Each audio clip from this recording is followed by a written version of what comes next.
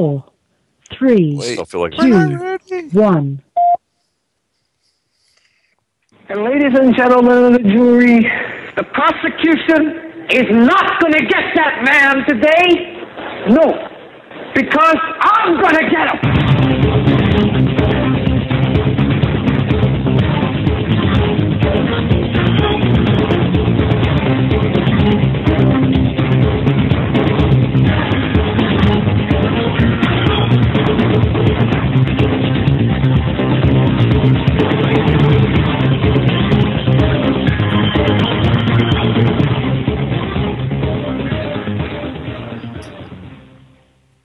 This is the Hagmann and Hagmann Report for today. It is Tuesday, May 7th, 2013. I'm Doug Hagmann. In studio with me is my co-host, my son, fellow investigator, Joe Hagmann. Together we are the Hagmann and Hagmann Report, the only or the premier father-son investigative reporters on the internet.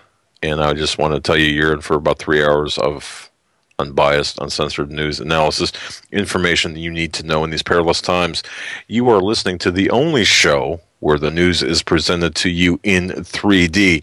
And I'd like to thank the individual who sent me a really nicely done pair of 3D glasses, if you will, homemade 3D glasses, to put the exclamation point on the fact that we deliver the news to you in 3D by looking beyond the headlines and bylines and bringing you the news behind the news.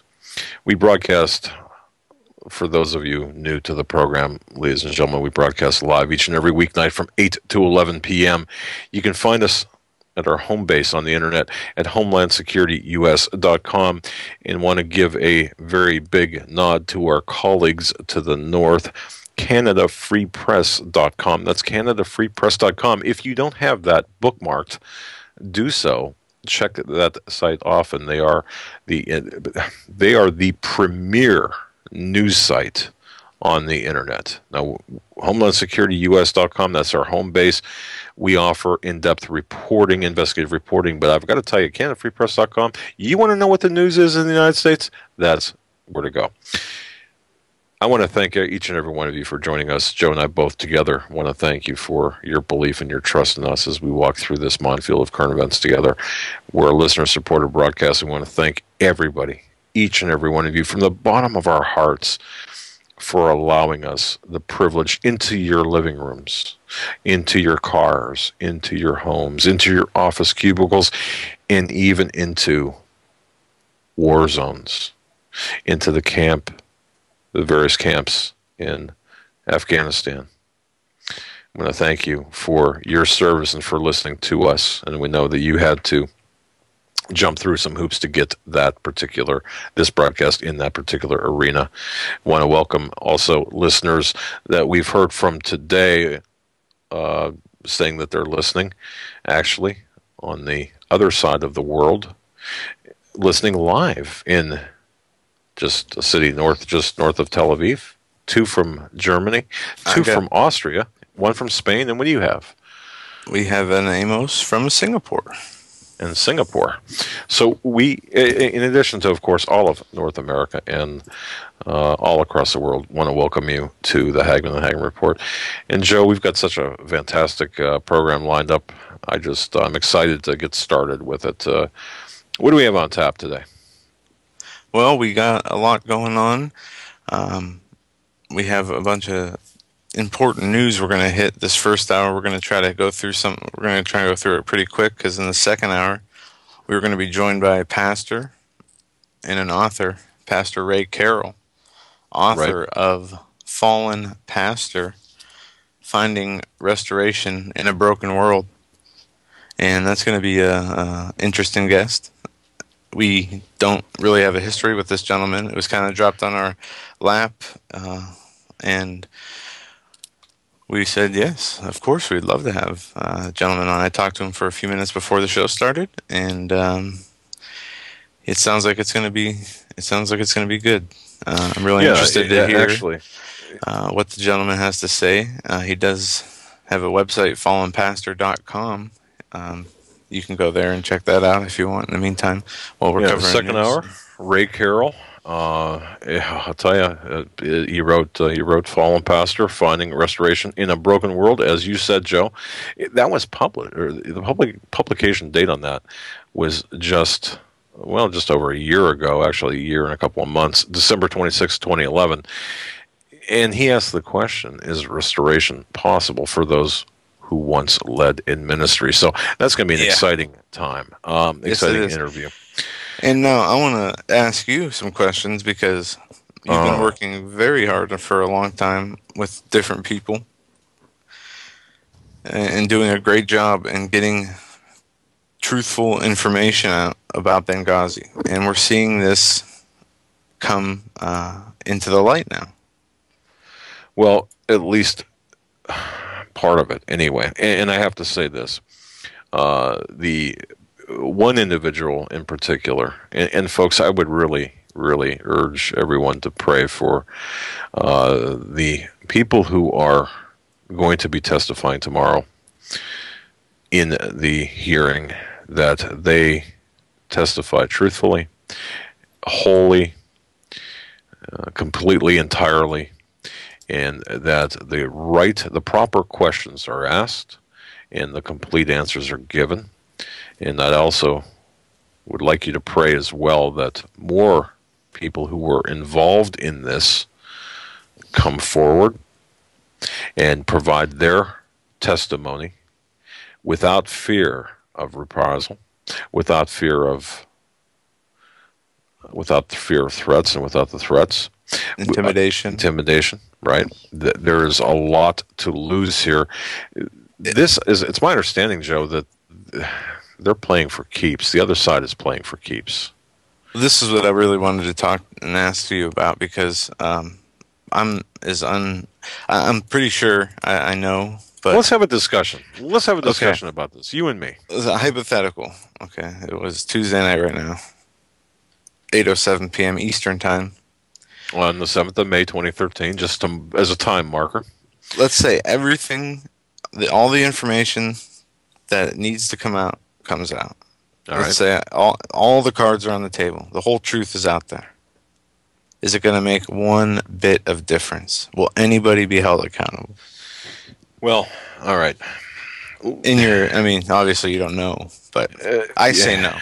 Well, here's the thing. I was talking with a gentleman I respect, I admire, a gentleman who has given me all of the information with respect to Benghazi. I'm not going to get into details about who this gentleman is. I'm not even going to give you initials. We'll just. I had once referred to him endearingly as the professor, and let's just call him the professor because, for whatever reason, that to me suits him well. Now, because he lectures a lot. No, I'm kidding. No, and no, somebody just said Marianne and Ginger. No. This gentleman knows. He has the literal and figurative scars of battle, and he understands. He's in a place. God has put him in a place, at least in my life, our lives, that hopefully together we can be good stewards with information. People talk about being good stewards with money, but there's also that being good stewards with information and getting information that sometimes you have to know when to say something and when to shut up, and when to disclose something and when not to. And then you've got to know who's lying to you and who's not lying to you, whether it's by commission or omission. I had this very same discussion, or posed this similar question, I should say, to the professor today. Will this, what's going to happen? Will the hearings result in anything larger? Well, his response was, we saw, for example, a press that loved William Jefferson Clinton. And there was a man who could sit in front of a camera, blatantly lie to the American people, and then lie under oath and of course, and be questioned about. Of course, there were hearings.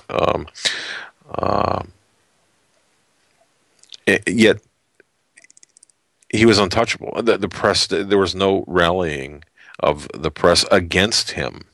And in the end, at the end of the day, it was all about, well, this is all about sex. No, it wasn't all about sex. It was about lying under oath. It was not about sex.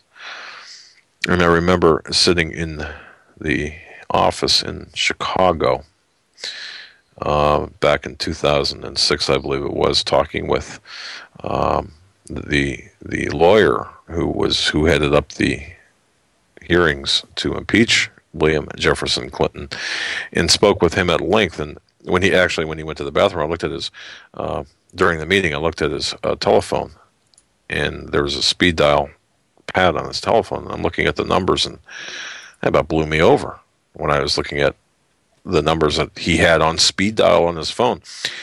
And I say that only to say this: it's there are people involved in this particular issue. Now, with Clinton, it was a sexual integrity matter, or it was a matter of integrity and sexual issues, about sexual issues. But at the core of it was a lie under oath, and a lie to the American people. But with this, in this particular case, this is something totally different. You've got people who were left to die in a foreign land, and along with lies. Right, but to get to the crux of your question, will this make a difference? The press has to go after this and look at what this is for what it is, and that is, you have a situation where we, in our names, ladies and gentlemen, if you're listening to this in America, everything that was being done in Benghazi and in Libya was being done in our names. Now, did Brennan have his own secret war going on in Libya prior to his nomination as CIA director? This is a question that needs to be asked. Did Obama know? Did the Libyans know? How many people were involved in this situation? You know that there were more than 30. Were there more than 100? It's an important question to have answered.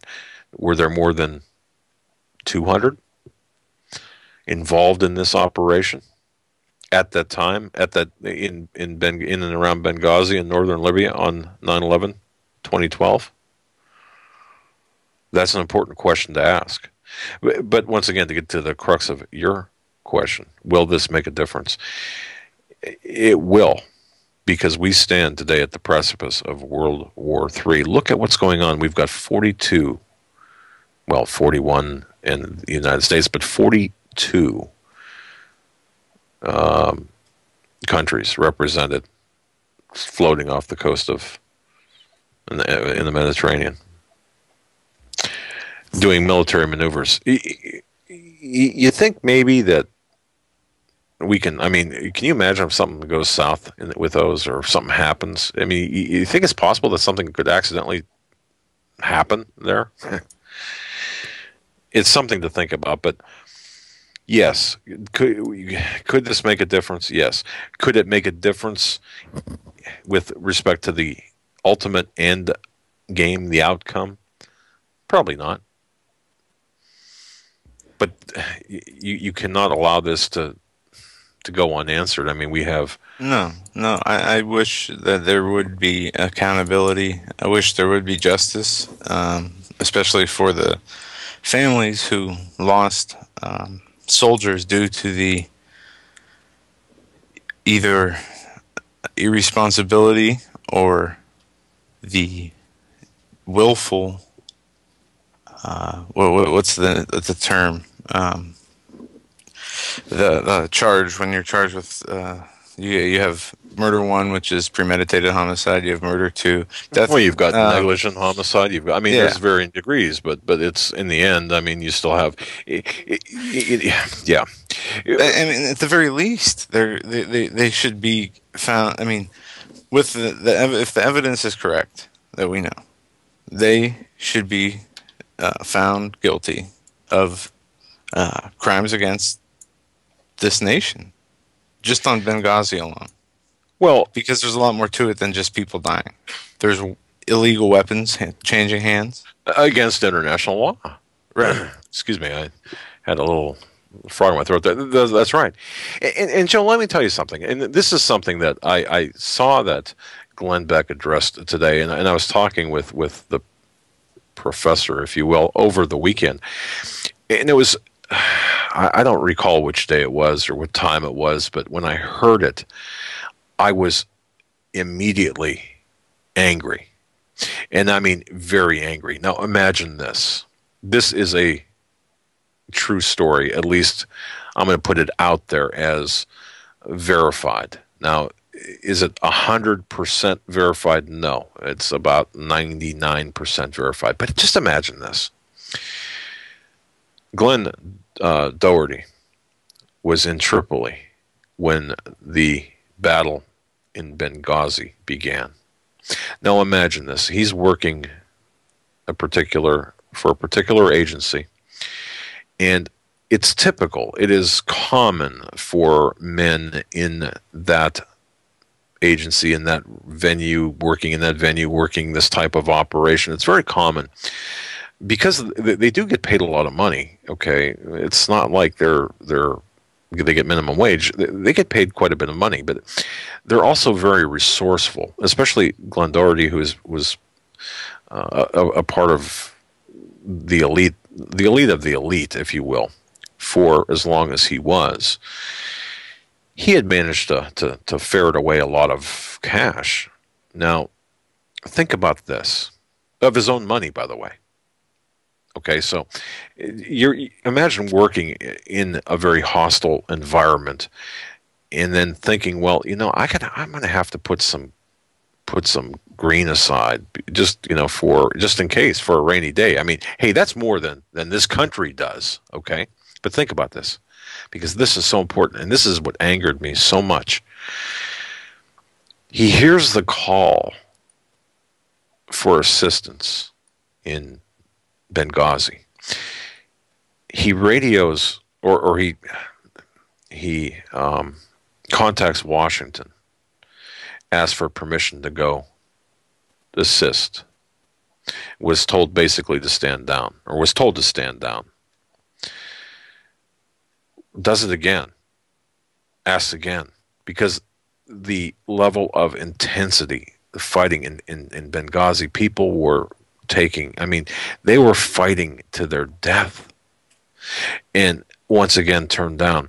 So Glenn Doherty, on his own, using his own initiative, took $30,000 of his own money.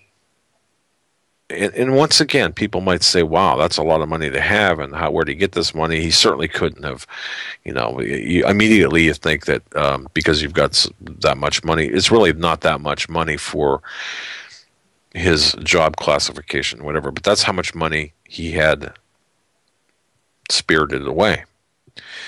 Takes $30,000 of his own money to pay off and bribe officials at the airport in Tripoli and to commandeer an aircraft, to pay for an aircraft, thinking, look, this might be my money, but people are in trouble. My brothers are in trouble over there. We'll sort the money stuff out later, but let's just get a plane over there and let's just get some guys and let's just go. Let's just go and help. I can't, good conscience. I can just almost see this brave young man. I can almost see this brave young man saying this and grabbing his own money and saying, I don't care. It might be everything all the savings he had, but he used his own money to commandeer a plane and to go over to fly it to Benghazi because Washington refused the assistance. Now, here's what really struck me. I asked a secondary source about this on actually Monday morning at 12:15 or 0:15 hours Monday Eastern time.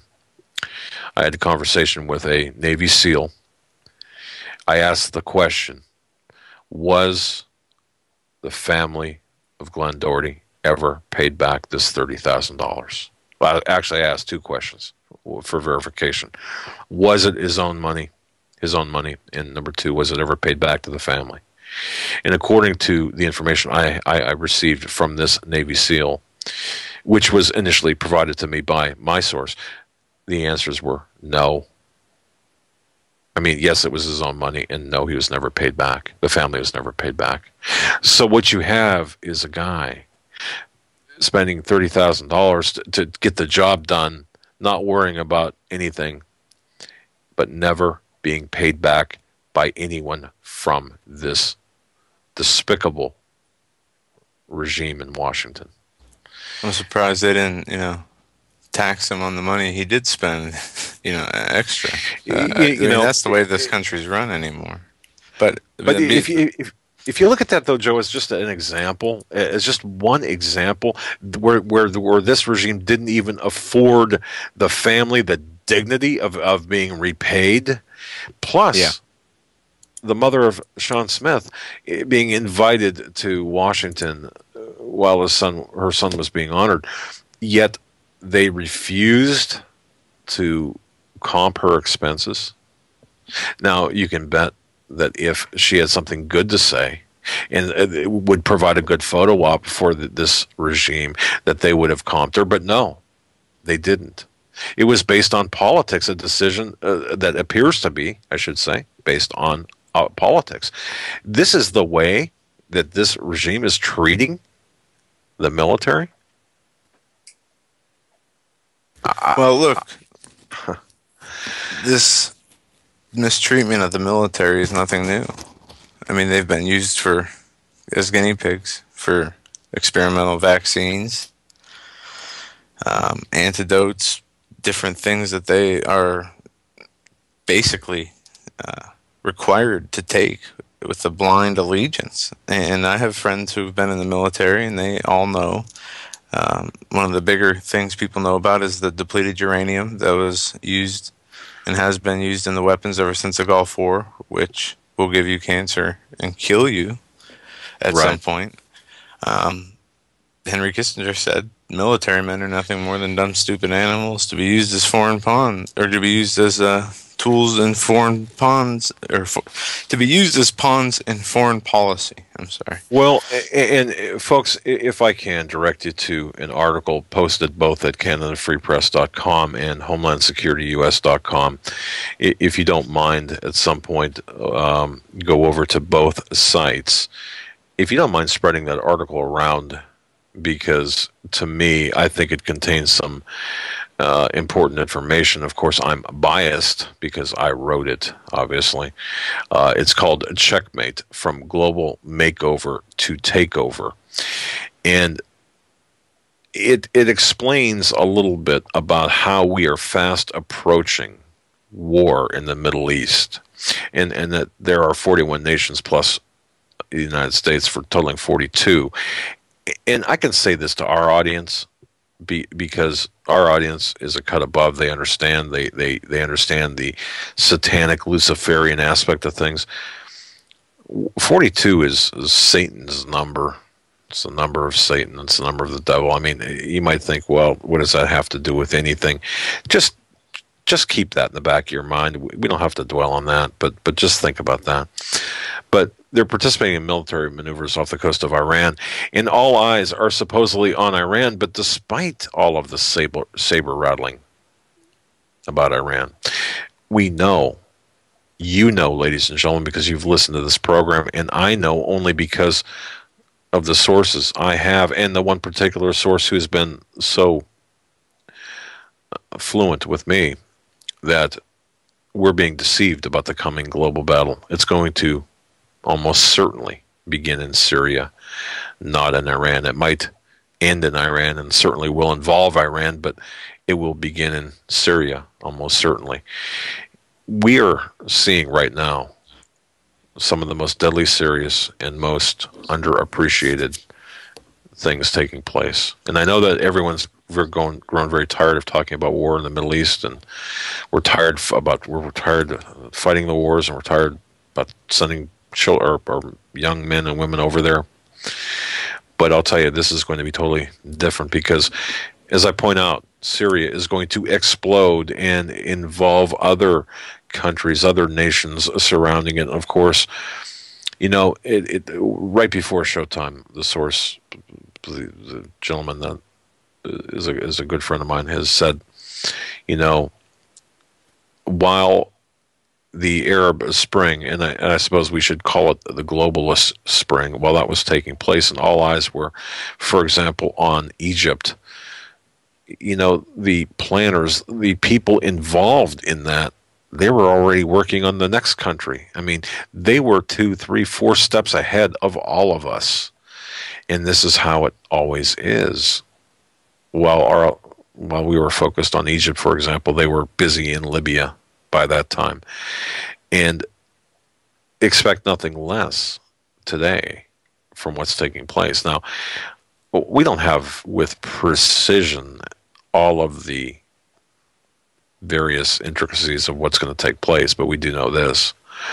There will be some event that will take place, or we do suspect that it's going to happen. I mean, it's on the fast track. It's some event that's going to take place that's going to escalate into a global conflict. And the question we have to ask ourselves is, if we got 42 nations practicing military maneuvers together, who's on the other side? We have to think about who we will be facing in this global war that's coming up. That was my next question. Now, I mean, you say Syria will be the starting point, or at least the indicator that really a world war will be breaking out. So we know the where and what, pretty much. The when's not so much as important because we know it will happen. Right. But what can we do? I mean, we can't change this. Well, we might not be able to change the end, how the story ends, because of biblical prophecy, prophecy. But we can. I know we can continue to do what we are doing and spreading the truth and talking about leading people to the Lord. I'm talking aside from that, I guess. Well, is there anything we can do? Yeah, I think number one, I think we have to ourselves, each one of us, every listener, and ourselves included, we have to fully understand what is taking place and why it's taking place. This is a fight for everything. This, as my source says, this is for all the marbles. And it's true. This is a fight for the future. This is a fight that not only involves you listeners, everyone listening to this program. I don't care if you're in Singapore or if you're in Germany, or I don't care what country you're in. You are up to your neck in this.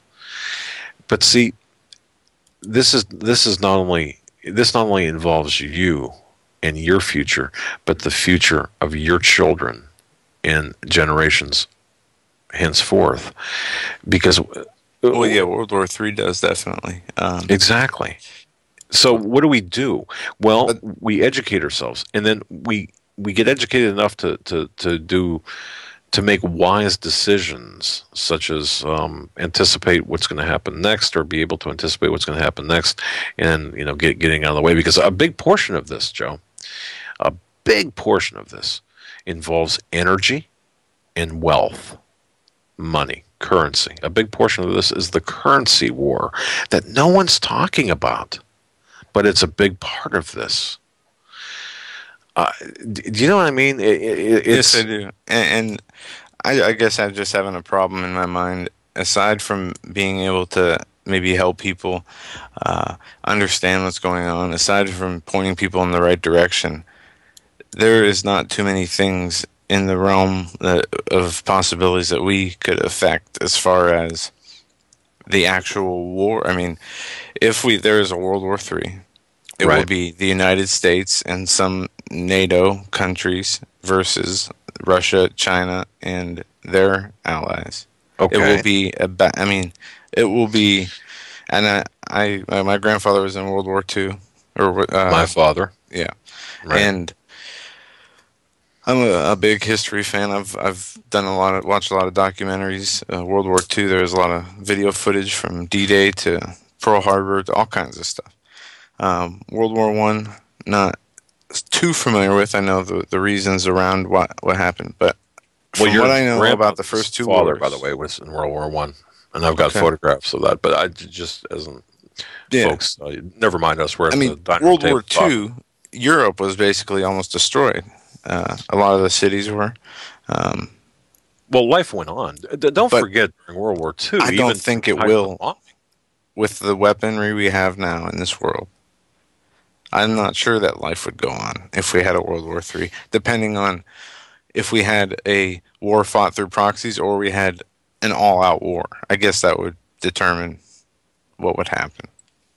Well, there's, as I understand it, there's a lot of time, not time, there's a lot of activity, a lot of, like I explained yesterday, think of it as a staircase or a series of staircases in a high-rise building. You've got steps upward, and then you've got a landing, a plateau of sorts, and then more steps and another plateau. Think of the events that are taking place right now as just that staircase, where you travel up some stairs and then you reach a plateau. There's an escalation and a plateau, escalation, plateau, until such time as all of the nations of the world are involved in what we're seeing. But it's important, I believe, for people to understand that what they do now and their spiritual, especially their spiritual health and relationship with God, of course, that's the most important thing. But if everyone listening to this broadcast would talk with others as much to the extent possible, for example, about Benghazi or about what's taking place, and I know that you have, ladies and gentlemen. I know there's a great deal of frustration because a lot of people just don't want to hear it. And it's not that there is going to be a huge, I think, an awakening. More people, maybe more than there is now, are going to become alert. But we're talking about worldly knowledge. Well, only a small percentage of those will find the true knowledge, the real truth, which is in the Bible. Right, and I think we have to take our lessons from the Bible itself. Right, and then the reason I said that is because many people in their hearts have already decided, especially those who are against or don't believe that the Bible's true, it's a fairy tale. They've been indoctrinated to think that Darwinism, the zeitgeist, the New Age, aliens are not anything to do with God because God wasn't real. Aliens are. It's impossible for us to live in such a huge universe and not have other life around us. Well, but don't that's forget, not even addressed. I mean, I'm just saying, hearts and minds. We can change hearts and minds, and I pray that they do. I just don't see that. I can see in a big political awakening, a big awakening to the corruption.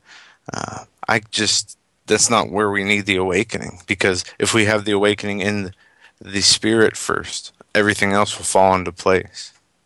So I really think I don't want to say too late it's not too late to obviously do things for yourself, your family. Who knows what could happen? But I look at it. I just think people, especially once if you're, I don't know, I'd say maybe 40, 50, 40 years old, depending on your life experience, you've obviously had plenty of opportunities and you've been told about the Bible many times. And I always say this: what is it that people lack today that they won't go seek the truth for themselves? We played the Lawrence O'Donnell clip from yesterday, where he used basically twisted language to try to make Ron Paul look bad, and it was pretty dumb. And there was another one too. He did the same thing to Lyndon LaRouche. I didn't bother to upload that one. I'll save you guys your brain cells. But more people believe that what he says. Take what people like him say, the talking heads. These people who have some of the biggest responsibilities in the country. I mean, when they're standing in front of the Lord and the Lord says, you were speaking, you had the ability to influence the whole, X amount of people. That's right. in a good way, and you didn't. Well, Just, that's why God's given us this it boggles my platform, I mind. believe. You know, I really think that's why God has given us the platform that we have to reach the people that we do reach. And I think that if we put our numbers up against, we'll say Lawrence O'Donnell's, for example, that we would rival his numbers. So it's a war of information. It's a war where we have truth on our side.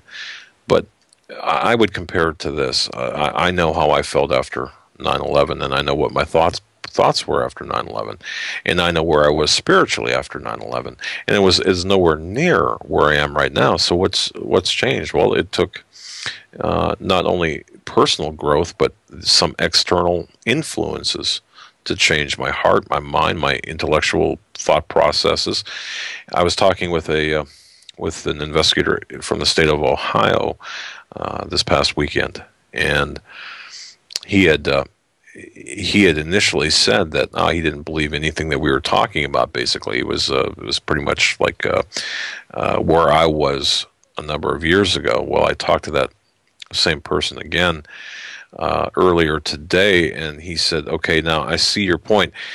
I see where you are correct in certain things here." And he began to ask questions, and I thought, okay, even if it takes a year of discussion, of dialogue, of intense back and forth, and he comes to that realization about the real things, about the practical things, and then at the same time, his spiritual growth concurrently increases.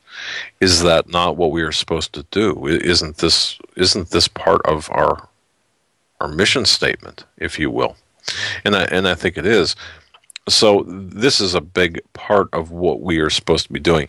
I guess that's the only way I can describe it, because we're not going to stop what's coming, but we can educate people enough to protect them and to help them grow spiritually and even intellectually, if you can believe that. And we don't have all the answers, but certainly we do know significant portions of the truth. I at least I hope that's what I don't know how else to frame that. But I think tomorrow is gonna be an interesting day with the hearings. I think that some of the questions that need to be asked, include what was Brennan's role in this? Was he running a secret war? And how much did Obama know? And how many people did we have actually involved in Libya and Benghazi? Yeah, one thing that's really bothered me is I'm going through stories about Benghazi. People aren't reporting about how this could bring justice to the families of the dead Americans. You know what they're reporting on? How this could affect Hillary Clinton's presidential run in 2016. Well, isn't that something? We're talking about real people and heroes, actually, but real people with souls. What was her quote? What difference does it make? Yeah, with respect to the motive, and we know now, without any uncertainty, we know now that entire motive, the film, that was all just smoke and mirrors, that had nothing to do with the actual cause of the attack in Benghazi. And it's interesting that Brennan is tangentially or peripherally connected to that video. So I'm going to save all the videos and audios I have of her and what she said, her testimony, her talks before that. And right. if we're still here, if there is an election and she is running, we will have to make a movie or a documentary exposing her lies, as I'm sure many people will. But 2016 seems to be right around the corner as time flies. It is faster crazy, than the speed of light now. But no, it is very sad to see. Everything is politicized, and whether who is responsible for Sandy Hook, put that aside right now. Right. It's a political tool. Isn't it sad? Everything is. When you raise a point like that, what does this do to Hillary's chances for a 2016 presidential run, as opposed to what about the men who perished on that day, who fought bravely on that day? What about the people who were injured and wounded? And what were we doing there in the first place? I suppose maybe we should go back to that. What were we really doing there in the first place? And of course, we believe with absolute certainty that we know what we were doing there, and that was to supply Syria with the weapons of the anti-Assad rebels, the anti-Assad terrorists with the weapons collected from Libya. I just thought they like to kill people just for the heck of it. They had to have a reason. It certainly seems that way, but we're involved in this globalist spring, this nation building, and we're doing the bid. As I've said before, we are doing the bidding of Saudi Arabia. They're our paymasters. Well, who's behind Saudi Arabia ultimately? Where does the buck stop? Well, the buck stops with the international globalists, the cabal of bankers, the power elite, and this is where people like who talk about the Illuminati come in. And when people talk about the Illuminati, I in my mind, I just equate it to the people who have the power and influence to shape world events. Look at the very people who are doing this. There's nothing wrong. I mean, the Dow Jones is a record today, 15,000. Mm-hmm. We're in the recovery. I mean, it's smooth sailing from here. It doesn't matter we have a $250 quadrillion debt. It doesn't matter that GDP is 100. GDP versus the debt ratio is 105%. No. Gas $3.50 a gallon. Food prices continue to rise. Energy prices continue to rise. Prices, everything in the money continues to devalue. And the only thing they're not raising is the amount of money you make or you take in. So, food stamps now are being given to pets. I mean, we can feed the pets with subsidies from. It's crazy. And folks, things are good.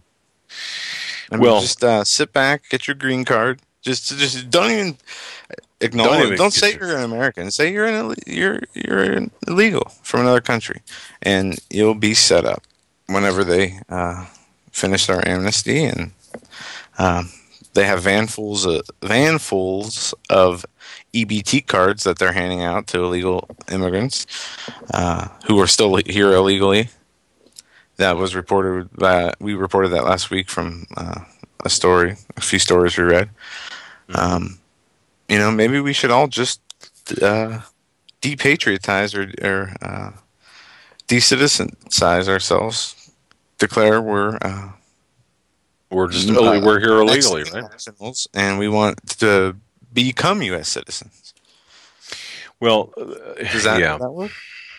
I mean, we can just embrace the Cloward Piven strategy and celebrate the Great Society from Johnson back in 1966, and of course as it continued through the Clinton era and unabated through today. And it's a shame that we are seeing, and these are the headlines that you're not seeing. That there are for example, there are 75,000 students here in the United States from hostile Muslim countries. We don't know where 15,000 of those 75,000 students are because they've never enrolled anywhere yet. We do know where they are. The FBI they know where these people are because they're going to need to use them as patsies at some point in time. They have to know where they are.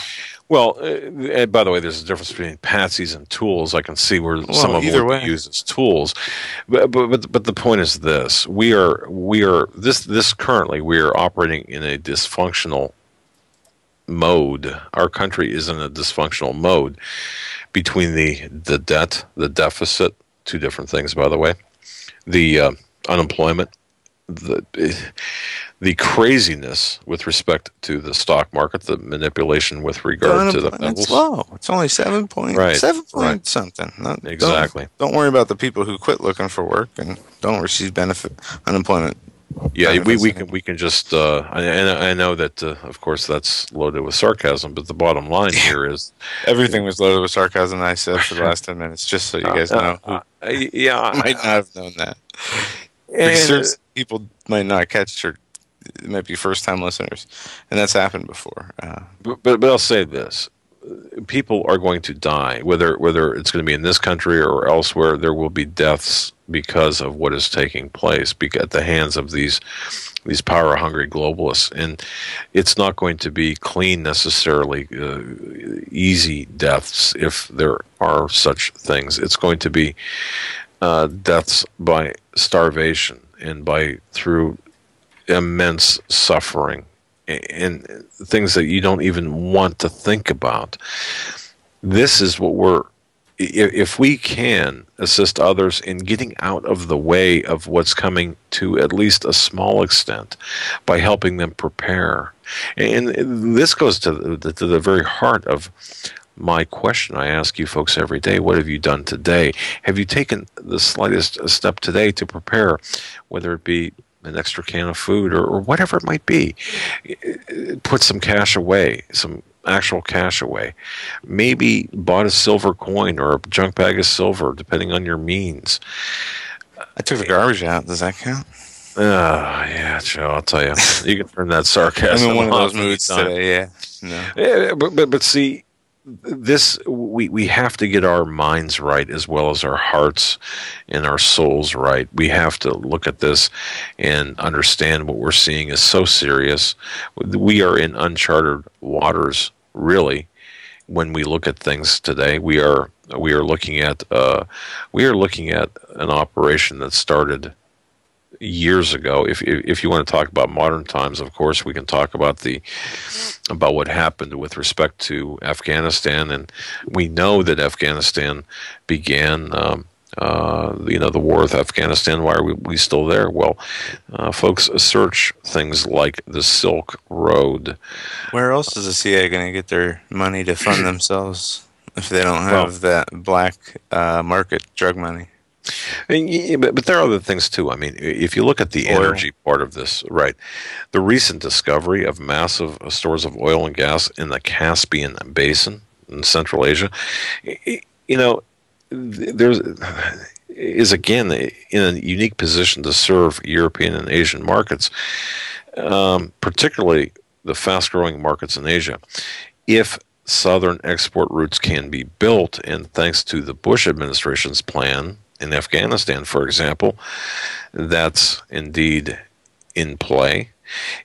And we have to look at this as in ancient times, too.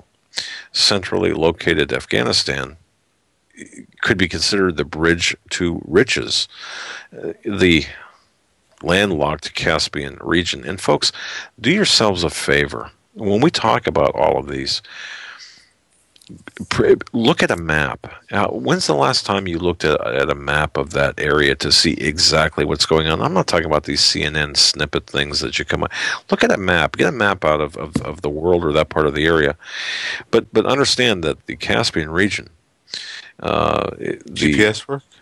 Yeah, I'm sure it does.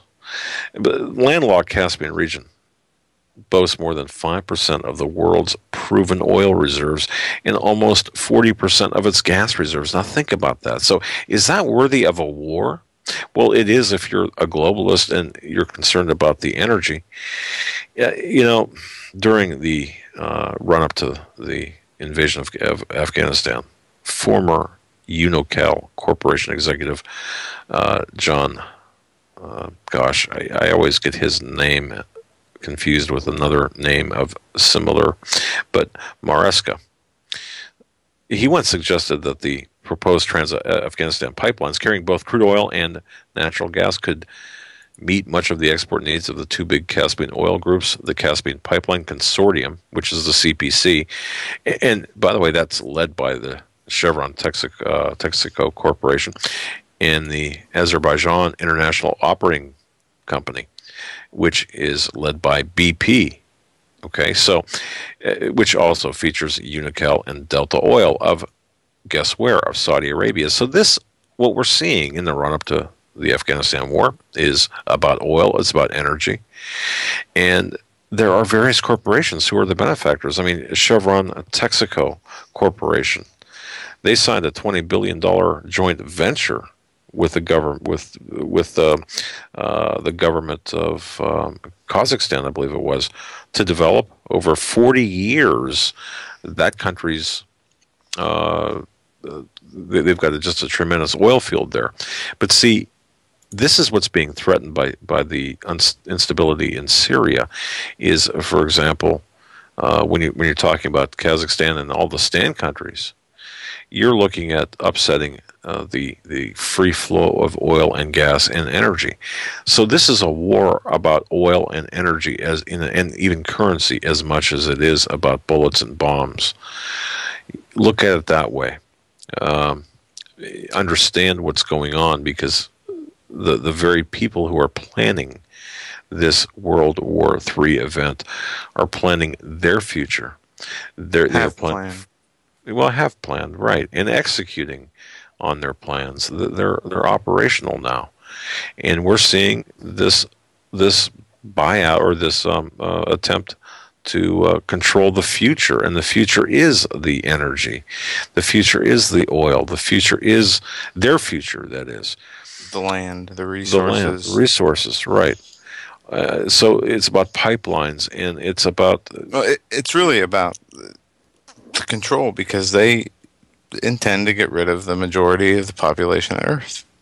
That's in their documents. They say it on TV. They write it on monuments that they put up. Right. Trying to replicate the 10 Commandments with the 10 laws of pretty much the opposite. Anything, it's anti-creation. Yeah.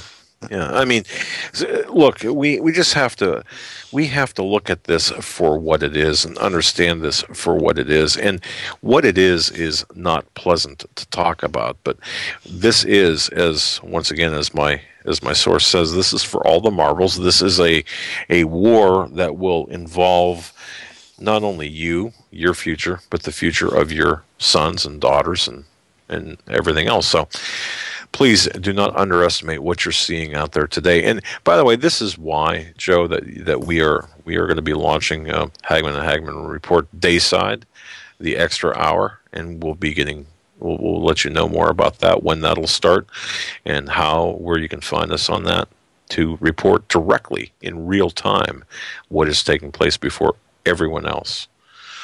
Yeah, and I got a audio clip of Bill O'Reilly interviewing Mickey Weinstein. This was a gentleman, the consultant brought in by the Pentagon, who said Christianity or proselytization was similar or the same as spiritual rape, and Christians were monsters and terrorizing the American soldiers with their twisted views.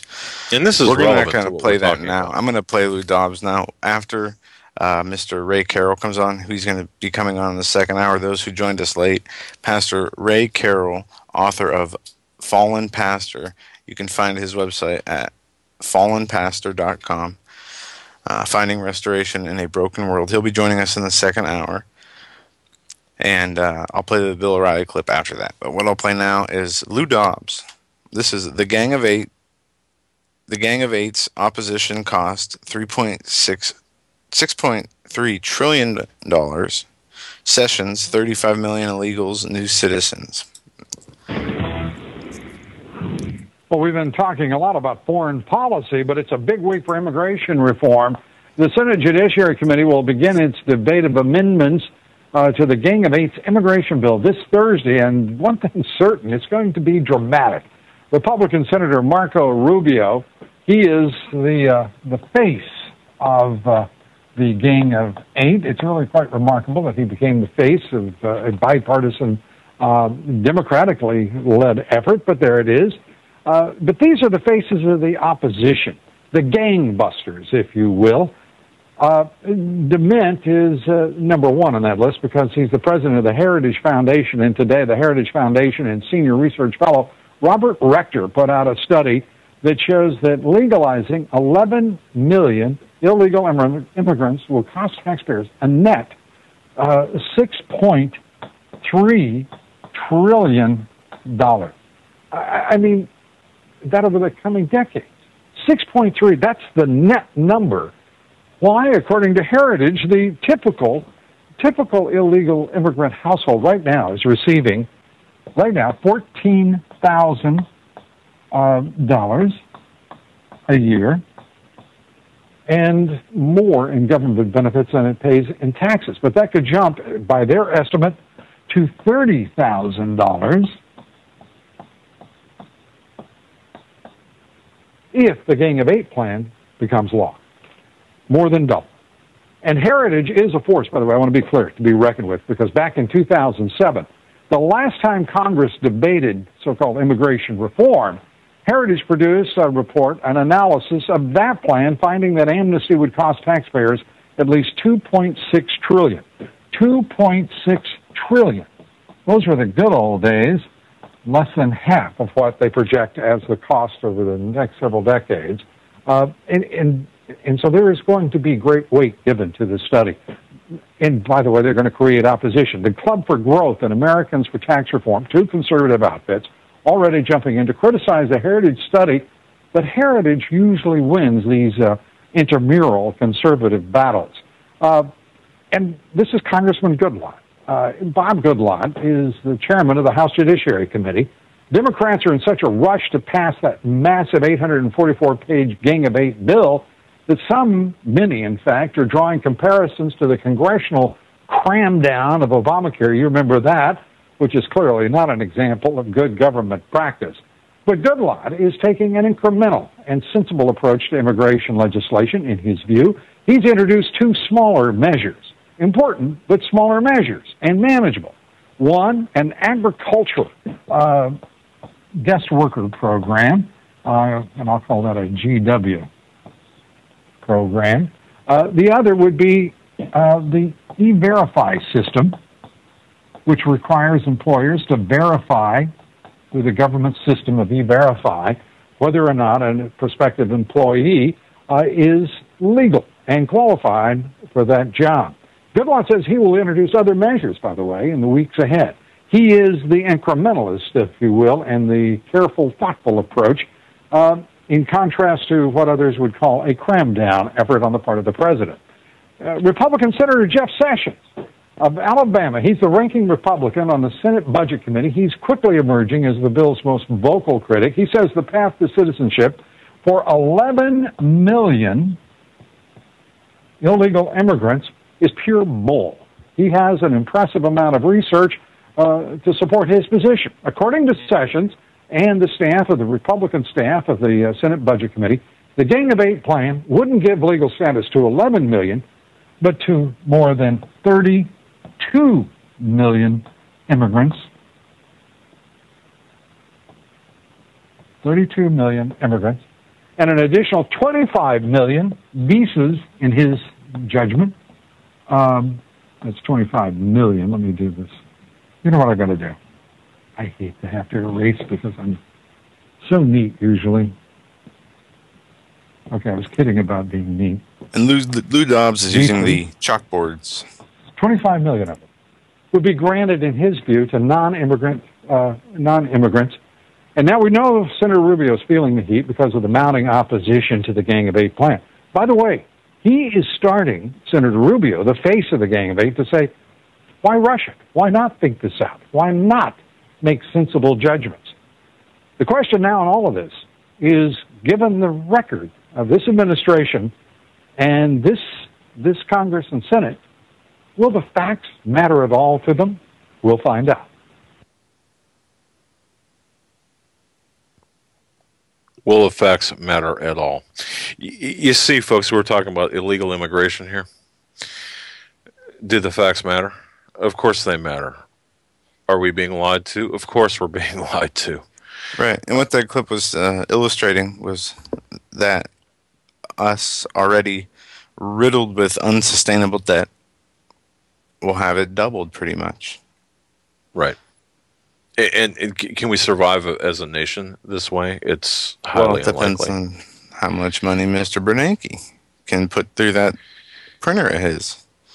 Well, yeah, of course we know the answer to that, but the bottom line is I mean, this is really serious business here that we're No, talking it about, is. And that's we why I have to. joke, because if I don't joke, I No, could yell or cry, and then yeah, I understand, and I mean, look, it's you can actually go crazy or make yourself go crazy, and a lot of people do. They take, I mean, it becomes a burdensome stone when you go through all of these news headlines and these news stories, and you look at this and you do your own analysis, and you worry about not only your family and yourselves, but those of the fate of your children, and as well you should. But sometimes you've got to just take a moment and say, wait a minute, you know. God is in control, and we have to put a lot of our faith in God. That doesn't mean we stop doing what we're doing, but we have to put it in the proper perspective. And sometimes, boy, when you're in the thick of things, it's really easy to lose that perspective. So I would urge everyone to keep your sense of humor and don't lose your perspective on things. Know that God is in control. God has a plan, and we know how the story ends. don't let them take your joy. That's right. Yeah, but you know what I mean. The bottom line is as I like to think about it, is the fact that we are. We know how the story ends. We know that we'll prevail, but there's a lot of stuff that we have to do. It doesn't mean we're going to lay down and stop fighting. It doesn't mean that we're going to stop talking about this and stop holding people accountable. No, just the opposite. We have to turn up the heat to be good warriors for the word, and that's how I like to, couch what we do. So, but very important numbers that Lou Dobbs went through. So ultimately, if or when the the amnesty passes, we're going to be looking at more than doubling our personal debt to cover the illegal immigration. Folks, we're up against the top of the hour break. You're listening to the Hagmann Report. This past hour has been sponsored by Granlund Firearms of British Columbia. That's Granlund Firearms of British Columbia. Check them out. Go to HomelandSecurityUS.com. There's an icon of, in fact, a picture of their building on the right-hand side of our page. Click that. Pay them a visit. Tell them Doug and Joe Hagmann sent you. And if you live in the U.S., order some supplies. They have everything from guns to survivalist supplies. On the other Plus, side, great T-shirt. sorry about that. No, On the other side, Pastor Ray Carroll, author of Fallen Pastor. Stay with us. We'll be right back.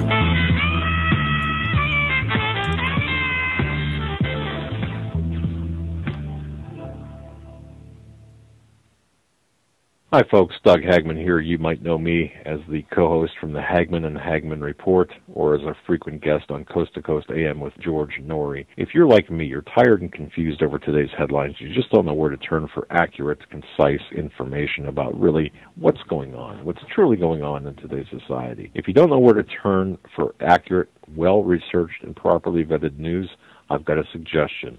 In fact, it's a requirement. Bookmark Canada Free Press. That's CanadaFreePress.com on the Internet.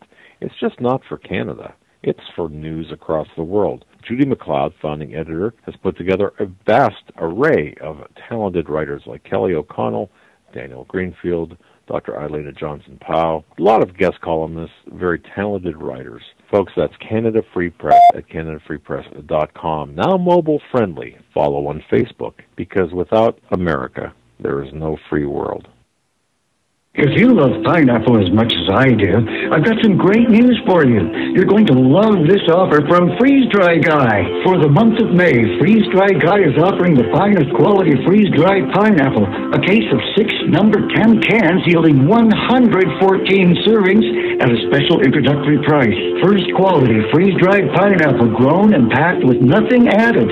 This healthy treat works wonders with salad. It's great for snacking, hiking, hunting, camping.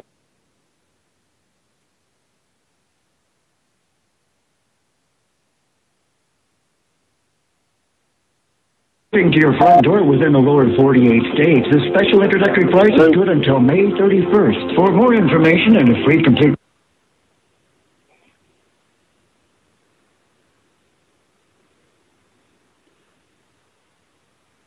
Hello.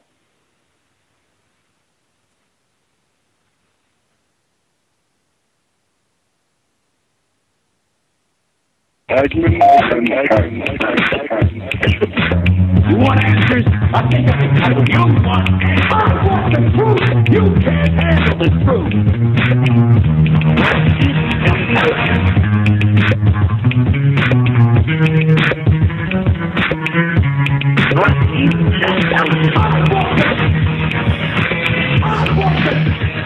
And welcome back, ladies and gentlemen, to the second hour of the Hagmann and Hagmann Report. This 7th day of May 2013. I'm Doug Hagmann. With me in studio is Joe Hagmann, my son, fellow investigator, and together we are the Hagmann and Hagmann Report. This is a live broadcast tonight, and we're very pleased to announce that this hour we have a very special guest with us. His name is Mr. Pastor, actually. Ray Carroll, author of Fallen Pastor, Finding Restoration in a Broken World. And that book is available on Amazon as well as his own website.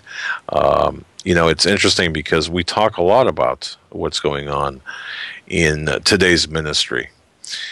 The part of the book description, the book that he wrote, Pastor Carroll wrote, says that with 1 in 3 pastors admitting to affairs, churches are now facing a problem of epidemic proportions. Over 1,500 pastors each month leave the church due to some kind of moral failure. What does that say about America, by the way? What does that say about our moral health, our integrity, our character? It's incredible. So Pastor Ray Carroll is joining us by invitation to talk about this. Joe, go ahead and take it from here. Yeah, and you're right. What does it say when the pastors are leaving and cannot have the discernment to overcome and understand grace and forgiveness, and to that they can continue to do what they do as long as they change their ways and they're, have a pure heart and just are always trying to do the best. But with that, Mr. Carroll, you're live on the Hagmann and Hagmann Report. Well, gentlemen, it is an honor to be with you tonight, and I really appreciate the invite. Thank you. Well, thank you for joining us, and I got to tell you, I'm interested in reading your book to hear or to read what you've got to say. What is the state of health, if you will, of our nation's churches today, in your view? Well, you just call me Ray. First of all, I actually fell into ministry 3 years ago, and when I fell, and after I came out of that, I realized after I looked around, I blame myself, and I don't want anybody to think I'm trying to justify my sin or what I did. But I looked around and I was looking for help to ask questions. Why did I do what I do? Was there I did what I did. I know what I did, but is there a larger issue at stake here?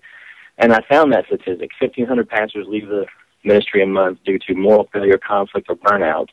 And I thought, something's wrong in our church culture today if that many pastors are leaving. And at the same time, when those guys leave, most of the time, churches, pretty much shoot their wounded. And those guys aren't being given help. And I was told that most of the time, even after they shoot the wounded, that churches don't allow those guys even, close to the church again. And I started calling fallen pastors like myself. I started calling counselors and experts in the field and denominational experts, many different denominations, and trying to put the pieces back together. And I think and in the book, after interviewing all these people, I kind of put down several things that I think are wrong, not just in the fallen pastor's life, but I think broken things within the church at large that really shouldn't be the way they are. Yeah. We definitely agree with you that things are not the way they're supposed to be in many churches across the U.S. Well, if I can just jump in here and just ask this question, Pastor, if you don't mind. You said 3 years ago you were just so in my mind I understand this. You were a pastor of a church, and of course you fell to temptation, or something happened where you fell from the church. Is that what I'm hearing? Yes. Yes, Okay. I committed adultery. Okay. All right. And of course, you repented for what you've done. I guess that's more of a question than okay. And okay, so that gives our listeners a good idea. And you know, folks, I would be very. And Pastor Carl, I'll tell you this: no one should pass judgment because we're not here to pass judgment. So I'd be very cautious, if you think that this cannot happen to you, or because I'm sure Pastor Carl, you probably never thought you'd ever be in that position. Oh, absolutely not. And I wasn't even looking, to commit adultery. And just to give you a quick rundown, and people always ask me for my testimony. I've been very open about it. Actually, what happened after I fell from ministry, I started blogging anonymously with a pseudonym, and just to kind of get my story out there. My former wife and I, we had a good relationship for a while, and we kind of had the ho hum marriage, kind of whatever. And then after my parents divorced, I was 8 years into my church. My dad died in an accident. A year later, my mom died in a car accident. I was having conflict in my church. There was more conflict that even arose within the family. And I just was burned out. Again, I was not looking for a relationship. But like every story, on my blog, I get emails twice a week from guys who've fallen. And they're like, I'm glad you're here. And the story they tell me is very similar to mine. I started talking to my wife's best friend, and she was going through a divorce, and she was having issues of her own. And we started talking and texting, and it escalated, and we crossed the line. And we did that, and we got caught, and I got kicked out of the parsonage and out of my church, and rightly so. And it happens to pastors across America daily who find themselves like, how did I get here? What happened all of a sudden? I was doing everything right. I was preaching. I was helping people. I was baptizing, people just a week ago, or, just a few months ago. And here I committed to sin. How did I get like this? And those are the questions I wanted to answer in the book. A pastor just doesn't wake up one day and say, hey, I just want to commit adultery. It doesn't happen like that. There's something that contributes to this failure, I really believe, within the modern church. And when I say modern church, I really don't believe the modern church is running the way that Christ designed for it to run. Okay, if we can, Ray, if you can expand on that a little bit, because this is something we talk about a lot. And the tax status comes into discussion and debate a lot of times. And the way I understand that is you can say anything you want except endorse a political candidate with that status. I'm not sure if that's accurate or not. I'm not talking politics, so. No. I'm just kind of going through a rundown of the problems we're seeing with the church today. Trying to be political correct rather than being biblically accurate. Yeah, I think what Joe is getting at is you, as a pastor or the leader of any church, and I've talked to my pastor about this as well, you've got so many challenges that face you on a daily basis. And then, I mean, in addition to the carnal world of things that you deal with, you've got other challenges. But what Joe is saying, well, we have, what I was going to get to is we have this evil. It obviously doesn't attack the non-believers. It doesn't attack the atheists. It attacks the believers. And all of us are sinners. So and I'm speaking from experience myself. Obviously, I've been a troublemaker a lot of my life. The sin can cast. You can cast doubt on yourself, or the little evil whispers in your ear of doubt can start to come. Well, and I'm wondering if that's what kept you away from the church? Was it?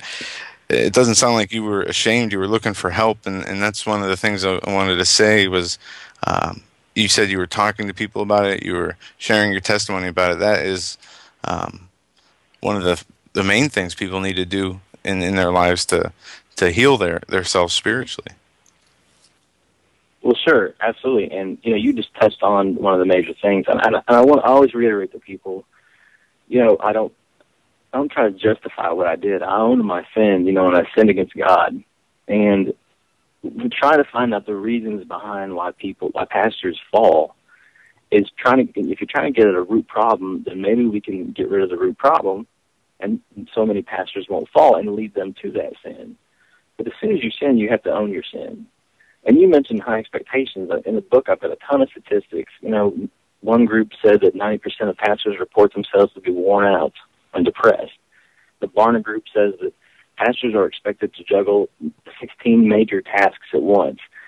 And one of the major problems that I found and discovered after I talked to these pastors and interviewed pastors was high expectations. Now, pastors should have high expectations. Like any leader, we should expect our pastor not to commit adultery. We should expect our leaders to be good people and do certain tasks. But we shouldn't place them in a place where they're be idolized. They shouldn't be idolized. We shouldn't place too high of an expectation to where we expect way too much out of them. And I think we tend to do that a lot with our clergy. And it becomes superhuman. And I think the other place high expectations come from are from the pastor himself. I've seen so many pastors expect too much out of themselves, and they think they have to be perfect. And you guys know ministers, and it's hard for ministers to be real with their own church members. And I think large church pastors especially, they just, and even medium-sized to large church pastors, that they have this expectation of the perfect family they have to have and the way they have to project themselves to community, and I think it's tearing them down. So, wow. Well, in reading, now I've not read your book, but I've read some of the reviews of your book, and it's definitely on my list of books to get a hold of. But I looking at a review here where, and I can relate to this. It's been said that some of the most scathingly judgmental people in the world are actually Christians, and according to this reviewer, this becomes obvious as your book exposes the events that led to the fall, and then the response to the sin. And of course, your book does contain copious biblical references to forgiveness and restoration. And one important thing here, you're not attempting to justify or rationalize anything. It's my understanding that instead you're just kind of telling it like it is, and calling for or for repentance. But okay, so given all of that, and is restoration after the fall possible? I mean, is it the answer? In other words, once you fall off, do you go back to doing what you're doing? Do you take the reins of your pastoral reins back up, or can you do that?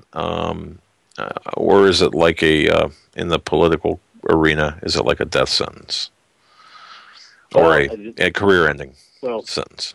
I guess Mark Sanford would say, I guess you can do it. I guess he got reelected today. Yeah, that's true. I think it depends what we mean by restoration. And I had a great talk with a pastor buddy of mine a couple of weeks ago. It depends on what you mean by restoration. And here's the sad thing, guys, is most of the time when a pastor falls, the community at large, his pastor friends, and his own church will just kick him off into the ditch. Most of them. A couple of people will hang around and kind of see how you're doing, but most of them will just abandon you. And I'm a member of the Southern Baptist Convention, and I'll just tell it like it is. And I know you guys have a really good amount of listeners. Southern Baptist Convention is the worst about it. I've blogged about it. They have no major restoration program for fallen pastors. However, they put all this money into education. They put a lot of money into training pastors and into missions, but they have no restoration plan for fallen pastors. And so, do we restore pastors? Well, what do I mean by restore pastors? If restoring by basic reconciliation with the body of Jesus Christ, then absolutely yes. We're called to do that in Galatians 6:1. If one of you falls, then restore such a one. That's just a basic biblical mandate. We are to restore one another when anyone sins. If the Christian body can be seen as a group of people on board a cruise ship, and someone falls overboard, then yeah, we would go after that person. Then why not the pastor? If the pastor sins, then we ought to go after him, and we ought to try to restore him to basic biblical fellowship. But unfortunately, kind of what I alluded to before, was that what we have today in our churches doesn't look a lot like Christian fellowship. If you look in the book of Acts in the early church, you had basic Christian fellowship, under the heel of the Roman Empire, and they could be persecuted for what they believed, and they were meeting in the homes and breaking bread together, and it was a community of faith that existed out of love, and they shared everything together. And then you fast forward 2,000 years, and I think what we have today, and again, it's easy to beat the drum of what's wrong with church, but many of our churches look like cliques that exist once a week. And I was talking to my neighbors today, they've visited a lot of churches since they've moved into this area. They say it looks like when you walk in, you yelled at your kids in the car until you got to church, and then you walk in and everybody's smiling. It's just not an authentic place to be. And I'm afraid that that's kind of what a lot of churches have turned into. And if we're going to restore our pastors, then yes, we should restore them to authentic Christian community, but how many authentic Christian communities do we have? And should he be restored to a pulpit? That's up to church leaders. That's a bridge they need to cross when they get there. But right now, it's not happening because we don't trust pastors who commit sexual sin. Well, and I can see, I can see where that. I can see where that plays in. I was just amazed at just some of the things. Folks, go to fallenpastor.com. That's fallenpastor.com. I was just amazed really quick, and then, Joe, you can jump in here. But your latest your latest entry on your website, it just blew me away. 80% of pastors and 84% of their spouses are discouraged and dealing with depression. That seems like an inordinate number compared to the general population. And 40%, oh my goodness, 40% of the pastors and 47% of their spouses report that they're suffering from burnout, frantic schedules, and unrealistic expectations. We've got to realize that you folks are human, the pastors are human. But I was just astounded by that. What do you attribute that? Obviously, to me, this looks like, because of the disproportionate nature of things, that you, pastors, are on the front line, and the spiritual warfare is the greatest by being on the front lines. Yeah, I think that's a lot of it. I think ministry in itself is just, it can be a beast. And when I say, and here's the thing, fellas, and you just got on the right topic. The thing I think that is dangerous to most men when they get into ministry is they forget what ministry truly is. And they forget that the first thing about ministry is pursuing Christ and being Christ-like and doing the things that Christ did. And instead, what happens is we start chasing after the things that church is about. And we play church, and we play numbers, and we play programs, and, we do the things that we chase after the things that, we think we're supposed to do to get people in the seats. And one of the major points I make in the book is ministry becomes the first mistress of the minister. And, when so-and-so gets sick in the church and the phone rings, or someone, the deacons want to have a meeting on Saturday night and the phone rings, what do? We answer that phone and we go do it right then, when our family expects us to sit down and have dinner with them. Ministry has no longer become chasing after the people who really need Christ and doing the things that Christ did. It becomes doing those piddly little things and chasing after that infighting and doing the little things, the committees we've set up. It becomes chasing after those unimportant things. And the pastor, here's what happens, the pastor has set himself up to be patted on the back for all those things. So if we've got 7 committees in the church, and we're making all them happy, and we're making the people happy, and we're preaching whatever makes them happy, they pat us all on the back. And then we come home, and our wife, first thing, everybody loves, Brother Ray, and everybody loves, Pastor Ray. And we walk in the door, and our wife says, you didn't pick your underwear off the floor. I really appreciate it if you do that. What are you going to think? Well, holy cow. She doesn't like me like those people over there like me. And I heard that in so many interviews I did. There's this, everybody over there loves me. The ministry people love me, but my own wife doesn't appreciate me like that. And so many guys are married to the ministry, and they forget about the first love, who is Jesus Christ, and the church that he made, and and just loving him first. And I see it a lot. Interesting. Wow. Well, Pastor, what would you say we can do as some of us have given up on actually going to churches, and we talked about this a lot, how it's almost turned into a leave it at the door thing. You go into church, it's more like going through the motions, with people, than it is actually about faith and spirituality and growing their relationship with the Lord. What can the congregation do? And I know you said this earlier that, going after, calling people out with constructive criticism when they're obviously in the wrong and letting them know. I know that's very important for people to be able to do that with each other. It keeps everybody honest, and it's what we're supposed to do. But what can the people do more than they're doing to help their churches? Well, know that you're not alone first. And there's a lot of people, and I'm glad you said that, and I'm getting emotional now because I'm glad you said that, because there's a lot of people out there who are in church playing the game, but they would feel so bad if they missed one Sunday. You guys know what I'm talking about? They would feel really bad if they missed. Yeah, they would, if they missed one Sunday, because they would feel like they were sinning against God, or they were really messing up against God because they weren't at their particular church that they grew up in, or whatever. They need to know that they're not alone. And if they see something wrong, or they sense that their church has stopped pursuing God, know they're not alone. One of the pastors, fallen pastors, I interviewed 11 fallen pastors, and all their stories are in this book. And one of them said to me, it was really interesting. After he left ministry, after he got kicked out, it took him 10 years to find a church.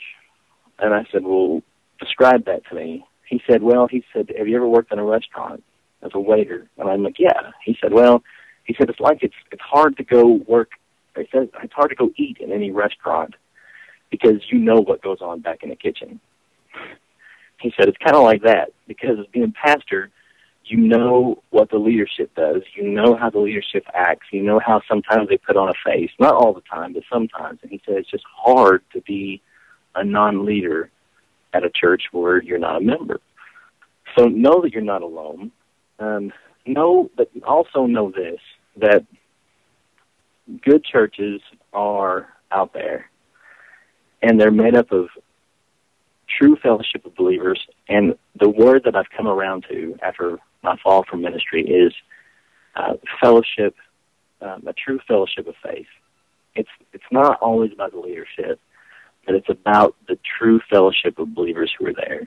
And there's just a heart there that you can't beat, and people who accept you for who you are, people who will love you no matter what crisis you go through, and people who, after they hear your story, and people who you are convinced will love you with the love of Christ, regardless of what you share with them. And it's hard to find.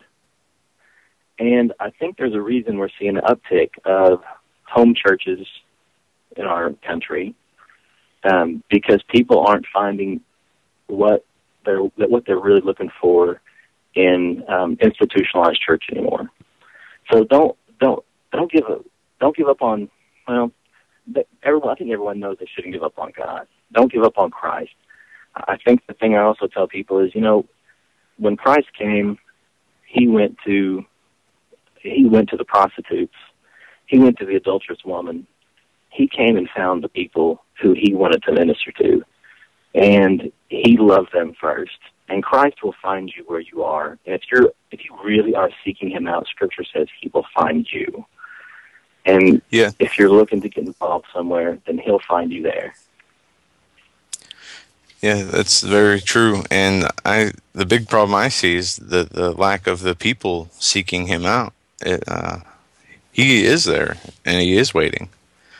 And that's right. It's like nobody's coming to the door to answer. Right. Well, you know what, Pastor? Oh, go ahead. Go ahead. Well, I was going to say that, I think what we do I think of institutionalized church in America is that we show up every Sunday and we're inviting Christ into our door. And I think that's so wrong. I think we have given up on the idea of seeking after Christ every day. And, it's almost like we've invited Christ as our guest, and I can't get over that. So, absolutely right. No, it is. It's a laziness on our part. It is in my belief, it is part of the indoctrination process that this society, our world, has done to the people, but the people have also allowed themselves to fall into that. And this culture of materialism and self-will instead of the Lord's will. It's amazing because we have so many Christians who, and I'm guilty of this all the time, who I do my will instead of what I'm supposed to do. And it's just a ongoing process to learn from your mistakes, but a lot of people don't even know that they're making a mistake because they never have read the Bible. They have no motivation to seek out the truth. Absolutely. You know what, Pastor? Let me ask this, and I'm not sure what your core beliefs are, where we are in terms of, I'll just say this. We are living, in my view at least, we're living in some very prophetic times. We're seeing a lot of things take place every day. I mean, look at today. We've got this. We're on the precipice, in my view, of World War III. We're seeing a lot of prophecy being fulfilled. Now, out of all of this, one thing I've noticed, especially among Christians, is this lack of unity. This intense and very severe, significant division. Division. Thank you. I was looking for that word among Christians over the smallest of things, or even the major things, whether it's about the rapture or with the different denominations down to the doctrine. Yeah, exactly. What are you seeing taking place from your view here? Is this some sort of, and forgive my, forgive this. Is this some sort of supernatural type of tearing apart of the Christian body of Christ here that we're seeing, or what's going on with this? Well, I think throughout history, God has absolutely judged systems of faith that don't line up with what He has taught. And I don't know.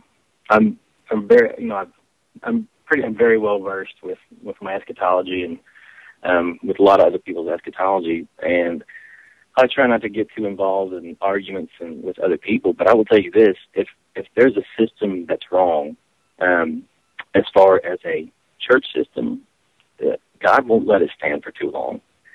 And you can look at the church in America for the last few decades, and it is becoming more and more materialistic, like you mentioned, and it's becoming more and more driven. It's becoming less centered on Christ and His Word, and God will deal with the world in the way he sees fit, but God will even more deal with the people who claim they represent his church.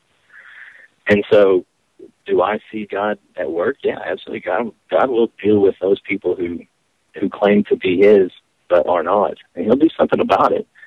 And as far as the world, I mean, there are always tumultuous, difficult, evil times, but I also know that God promises us to triumph over that evil. And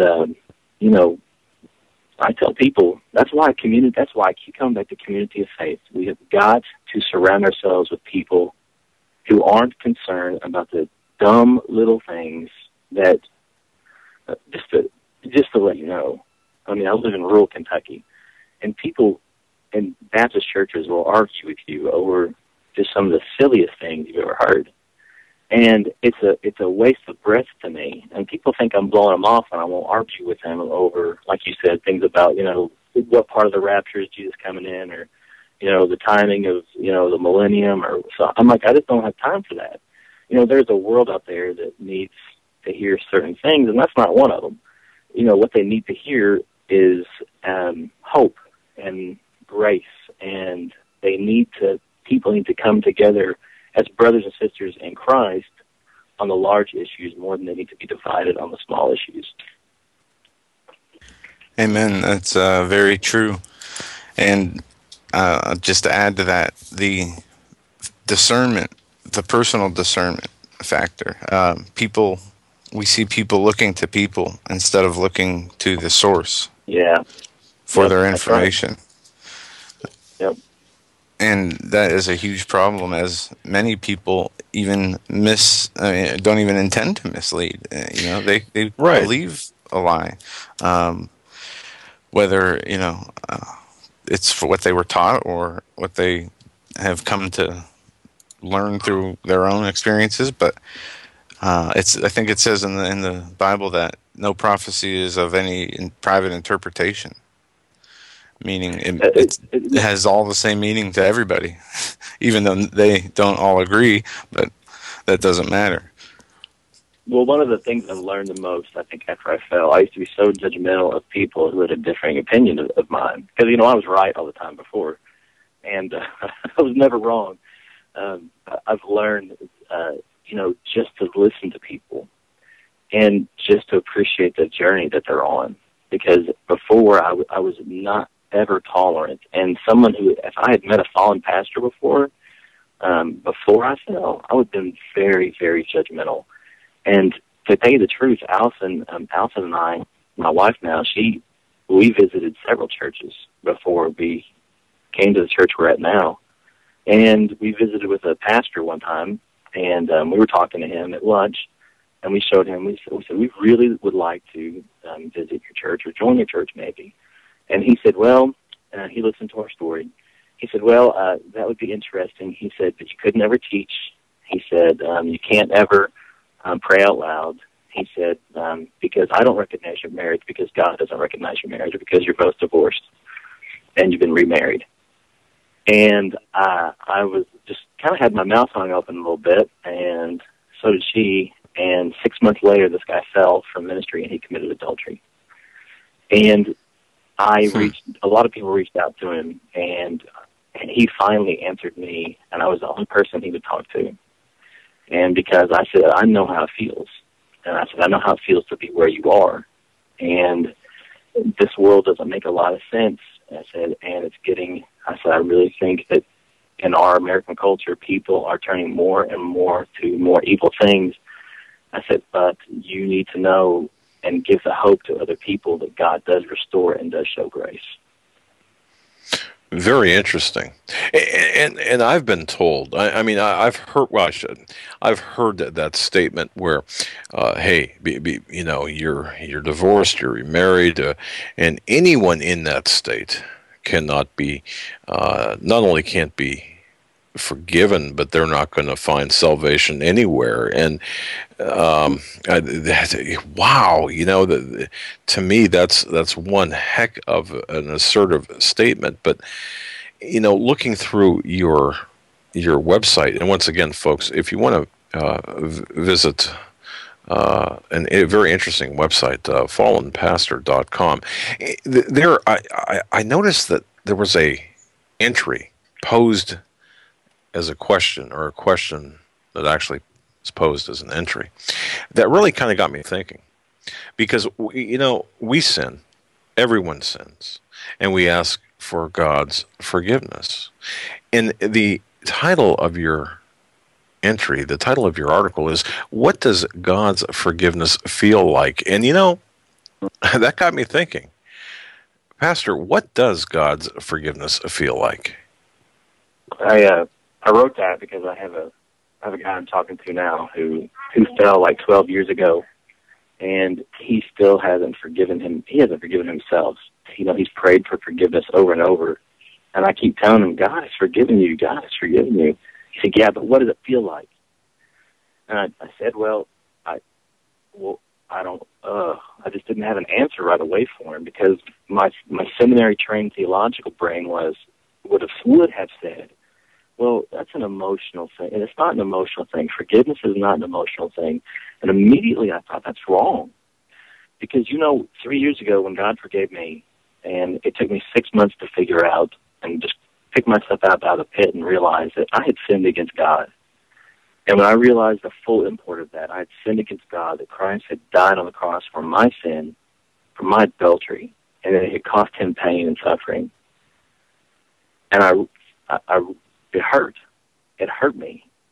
And when I was on my knees and I was repenting before God, suddenly just a wash came over me, and I said, I've been forgiven for that. And I felt freedom, and I felt grace, and I felt free and peace.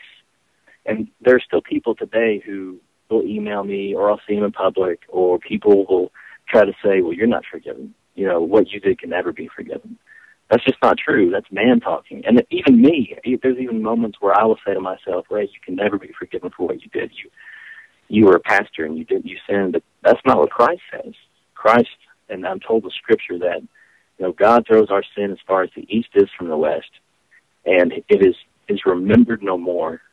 And forgiveness feels like the greatest thing ever, because it is realized in the person of Jesus Christ. And it is peace, and it is knowing that you are loved by the Creator more than you can possibly ever realize. And, as a pastor, I used to preach on it, and I used to dispense that stuff out every Sunday. But I never fully understood it until after my fall from grace. Wow. Well, you mentioned something here, and I'm not sure if I misheard you or if this is something different. You said that you had attended a seminary. Did you attend a Catholic seminary? No, Southern Baptist Seminary. Okay, I'm sorry.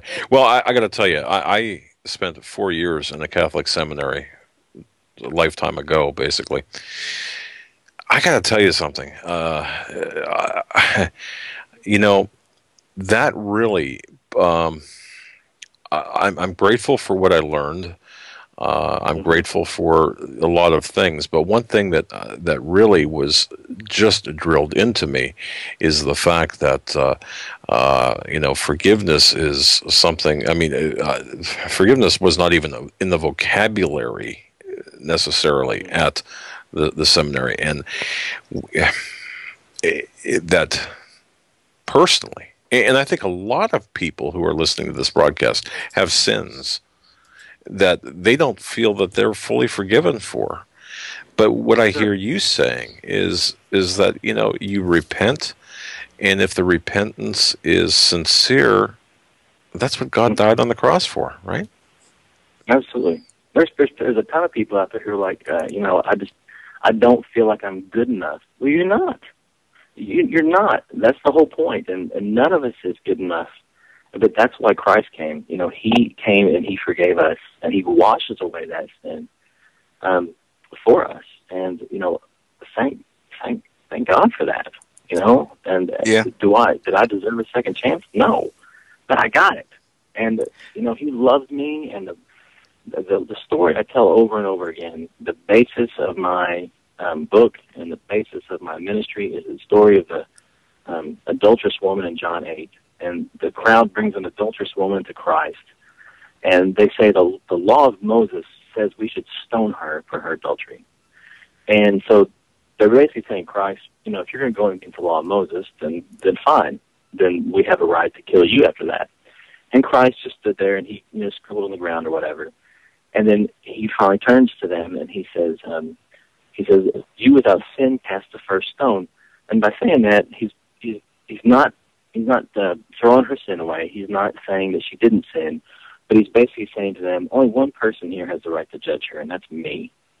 And all of you are with sin as well, and you all deserve judgment as well. And they all turn around and walk off, and he looks at her and he says, and by the way, he stood between her and every stone in that crowd, just like he does for us.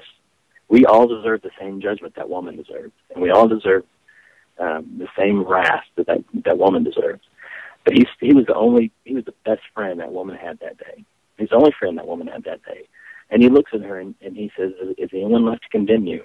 And she said, "No." And that's what Christ does to us. He says, "I forgive you, and no one in this world is left to condemn you." And you can try to condemn yourself, and other people can try to cast stones or condemn you, but no one in this world, after Christ forgives you, no one is left to condemn you. And then he said, "Go and sin no more." That's forgiveness. Wow.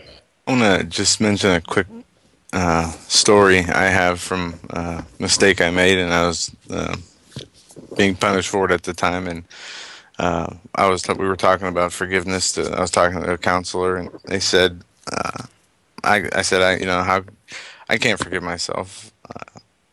And they looked at me and said, "You must be one arrogant son of a gun. The Lord will forgive you, and you are not willing to accept his forgiveness." And it was posed to me in such a way, and that really opened my eyes. And that's part of the grace that we are given because of the sacrifice that was made on the cross. And that is something we had a guest on, actually a financial insider last week, and he went on a good 15-minute rant about how people need to stop sinning and how they can go about doing that, loving the Lord more than loving their sin. Obviously, that's a starting point. But it's amazing what I'm seeing is people are going one way, either towards the Lord or the other way. Very sharply in both directions, by the way.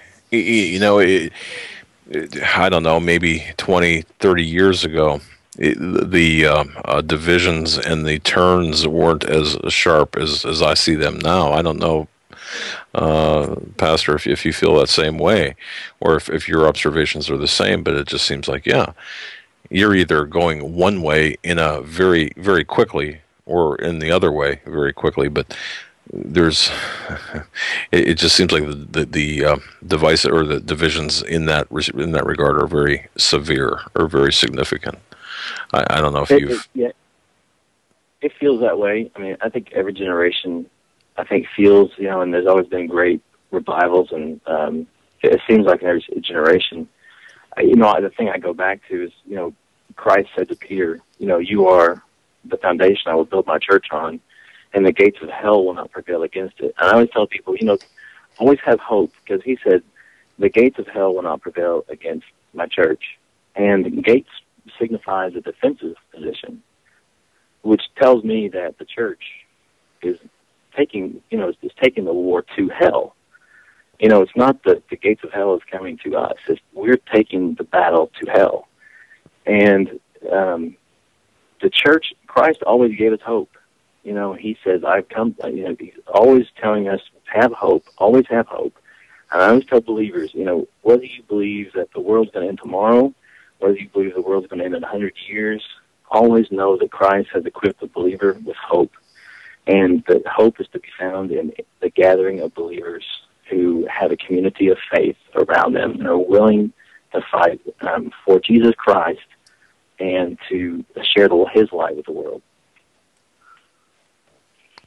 Interesting. I mean, that's not just interesting, but very insightful.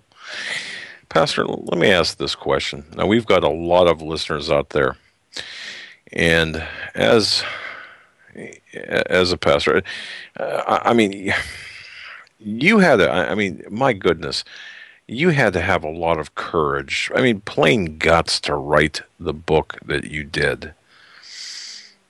How difficult was it for you to write your book, to put it all out there? I mean, put it all out there, and you know, I mean, was it cathartic for you, or was it more I mean, how did you view it? Instructional, cathartic, or a mixture of both? Well, to be honest, it was. You know, I started blogging about 6 months after my fall, and I did that under a pseudonym, and that was cathartic. And I started. That's when a publisher contacted me about 3 months into that. The reason I've done any of it was because I know that there's not many resources out there for guys like me. And even since then, my wife has started blogging, and she has helped women who were in her situation. And was it difficult? At first, I guess there were times when people would email me some really nasty things, but just the joy of being able to minister to those who felt like there was no hope for them before has been just absolutely overwhelming for me. And I still get looks from people in my town who were in my church or who knew what I did, and that's okay. You know, God love them. I'm patient and hope they come around. But it wasn't difficult. It's been gracious, and it has turned into a ministry that has been probably it's unique. I just don't think there's not many people out there doing this, and I have a network of guys that I know who do this sort of thing. But it's been amazing. Wow. Well, that's good. Now, Pastor, if you, I've got an email from someone who does not want to be identified, who is a member of a church. I got to be very careful here with this question, but basically, he's saying that he has fallen, and he has not confessed. He has repented, but not confessed, and he feels like he's in a position where he says that he's never felt more alone, more separated from his family, his church. And he's asking for recommendations from you as someone who has gone through this. And I won't get into. I mean, it sounds like a situation very similar to yours. Any recommendations for this listener who is involved in his church, who has sinned? Yeah, absolutely. Anybody who, whether a church leader or anyone, even in church or a church member, the worst thing you can do is just be alone. And even if you have to find somebody, if you're in a denomination, talk to a denominational leader, or email me. Get on my website, fallenpastor.com, and I've got a contact page, and I can get you to somebody halfway across the country you can talk to if you don't want to talk to me about it. But the worst thing you can do, and I talk about in the book, is be isolated. And if you're feeling alone and isolated in your sin, just know that you are not the only one out there.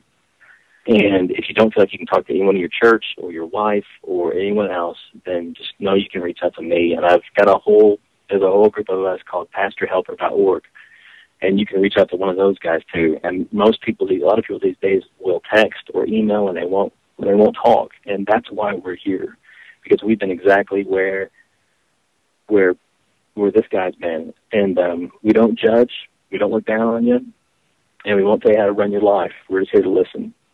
And that is exactly what we do. Wow. So you can offer the initials, which I'm allowed to give, are TD. So TD, definitely, you heard the answer. Contact. Just go ahead and contact through fallenpastor.com. You can find help. And once again, the tagline on fallenpastor.com is finding restoration in a broken world, and that's what it's all about. And so, Pastor, you're serving a purpose, kind of. I don't even know. It would almost be like, well, you've been there, you've done it, you've had the experience, you've risen from your fall, and now you're helping others through their sins. Wow. I've got to give you a lot of credit. I do. Yeah. And we really don't know each other too well. Introduced by a friend. So this is really the first time we had a chance to talk, and I'm really looking forward. I'm going to get your book because we have, thanks to the listeners, a lot of listeners, and now a library of all these different religious books that are just so wonderful, and they add insight, and they do help. And there's pretty much a good one for each issue people are having out there, but. I guess in closing here, we got a few minutes left.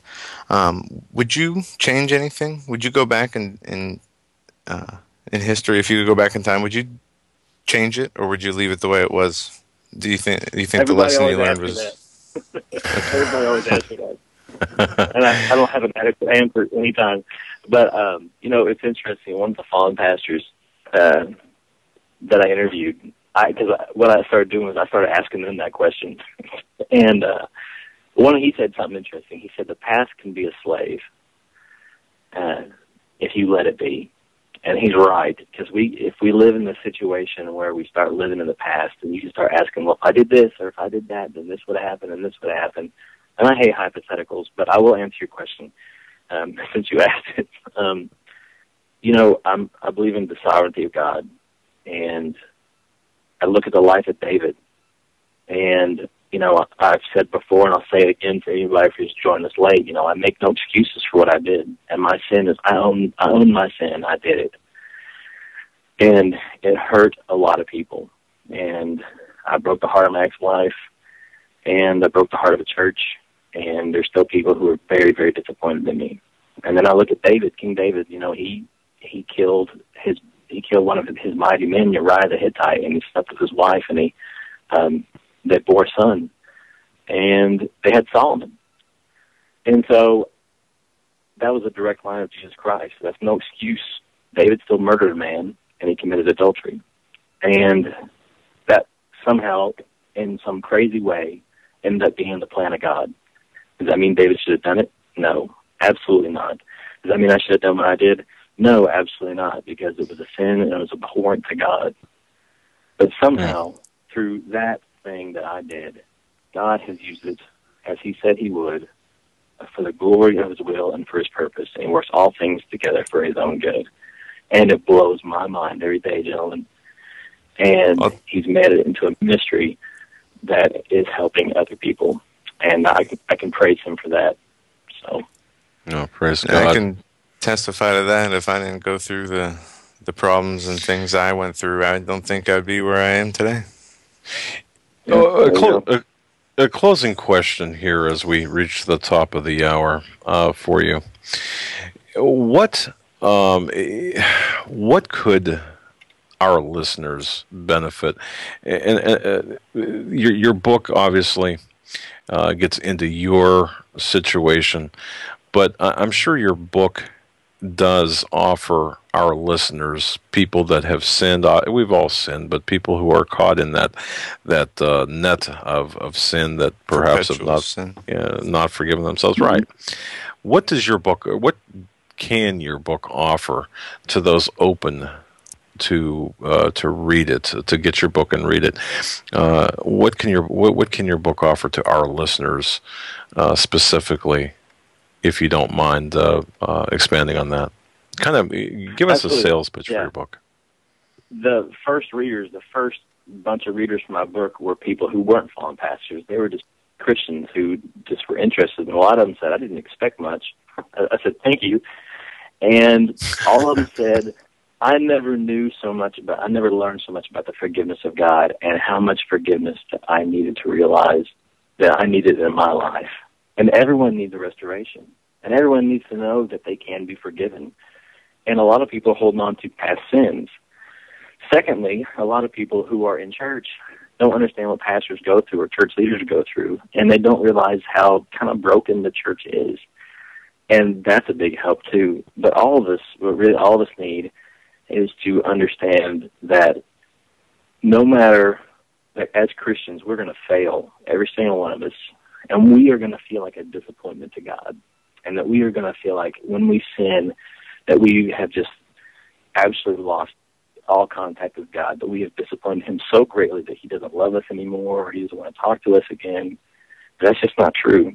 God's love is so great and so deep and so wide that he does not cast us aside because of a sin. If we are truly the children of God, if we truly are, then we will return to him and we will repent, and he always seeks us out. And that message runs deep throughout the book.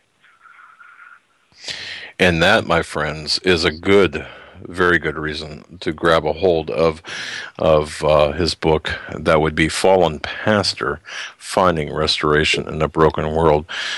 Pastor Carroll, we want to just say thank you so much for bearing your heart and spilling your heart out to us, to our audience, to those who, well, are so imperfect and so in need, not only of repentance, but of forgiveness and are seeking forgiveness.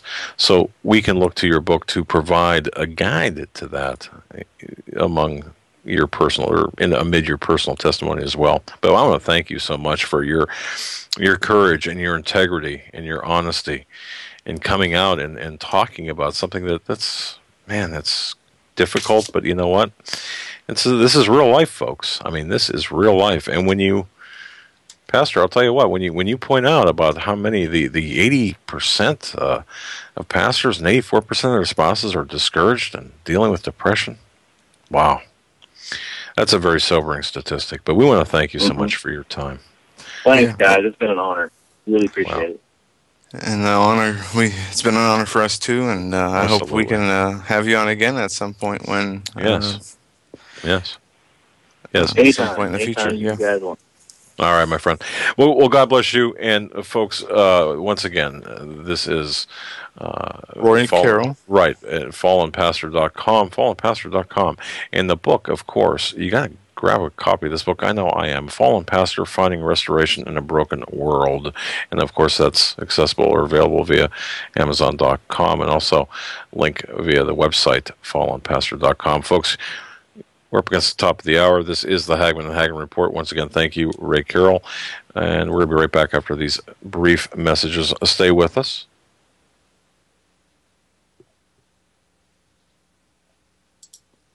I'm slow on the buttons today. No. You kind of jumped the gun there.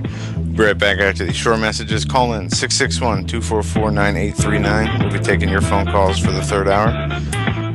So stay with us.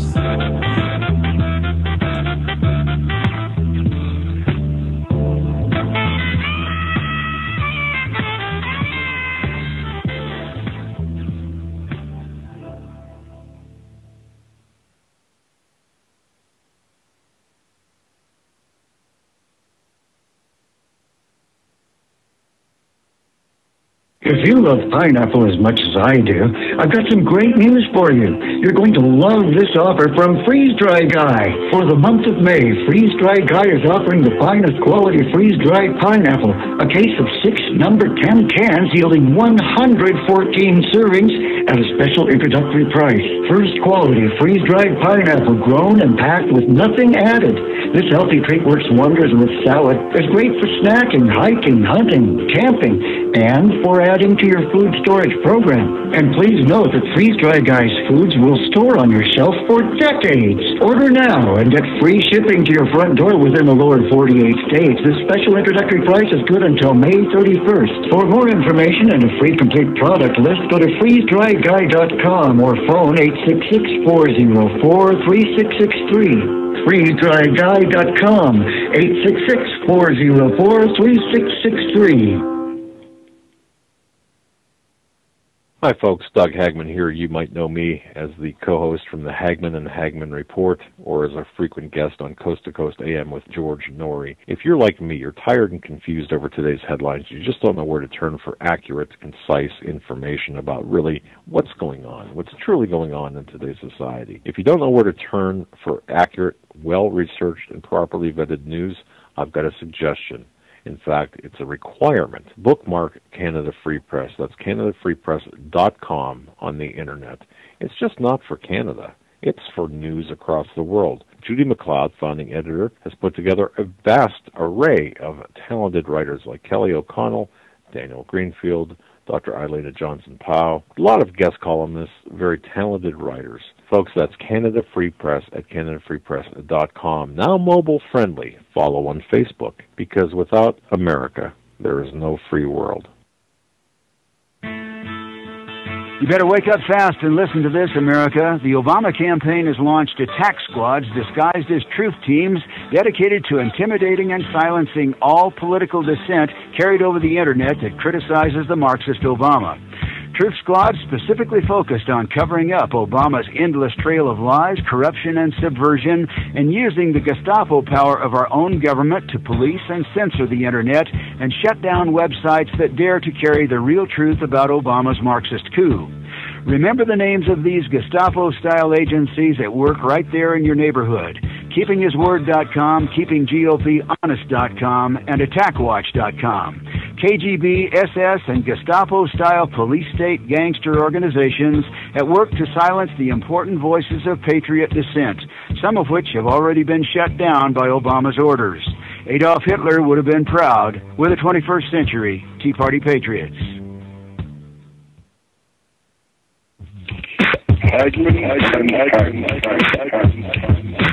You want answers? I'll take up the title. You want answers? I want the truth. You can't handle the truth.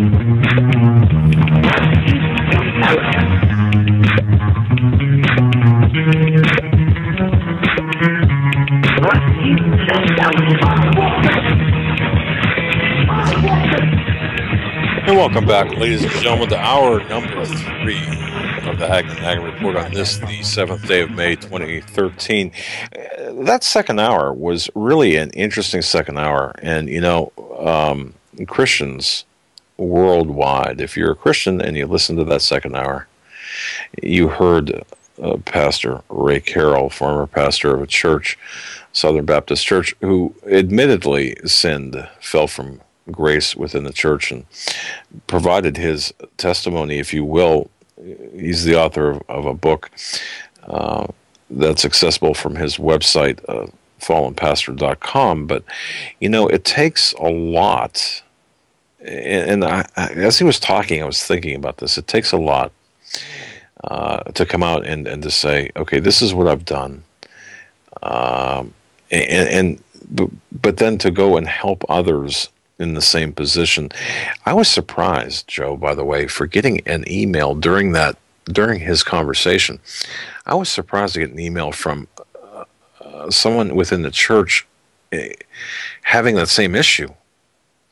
You know, boy, there is something out there, really satanic, demonic forces that are pulling Christians away from their faith, causing them to sin. And I just want to say that to TD, you're not alone, and certainly, hopefully, you can find the forgiveness and what you need, the guidance to the path for forgiveness by contacting Pastor Ray Carroll through his website.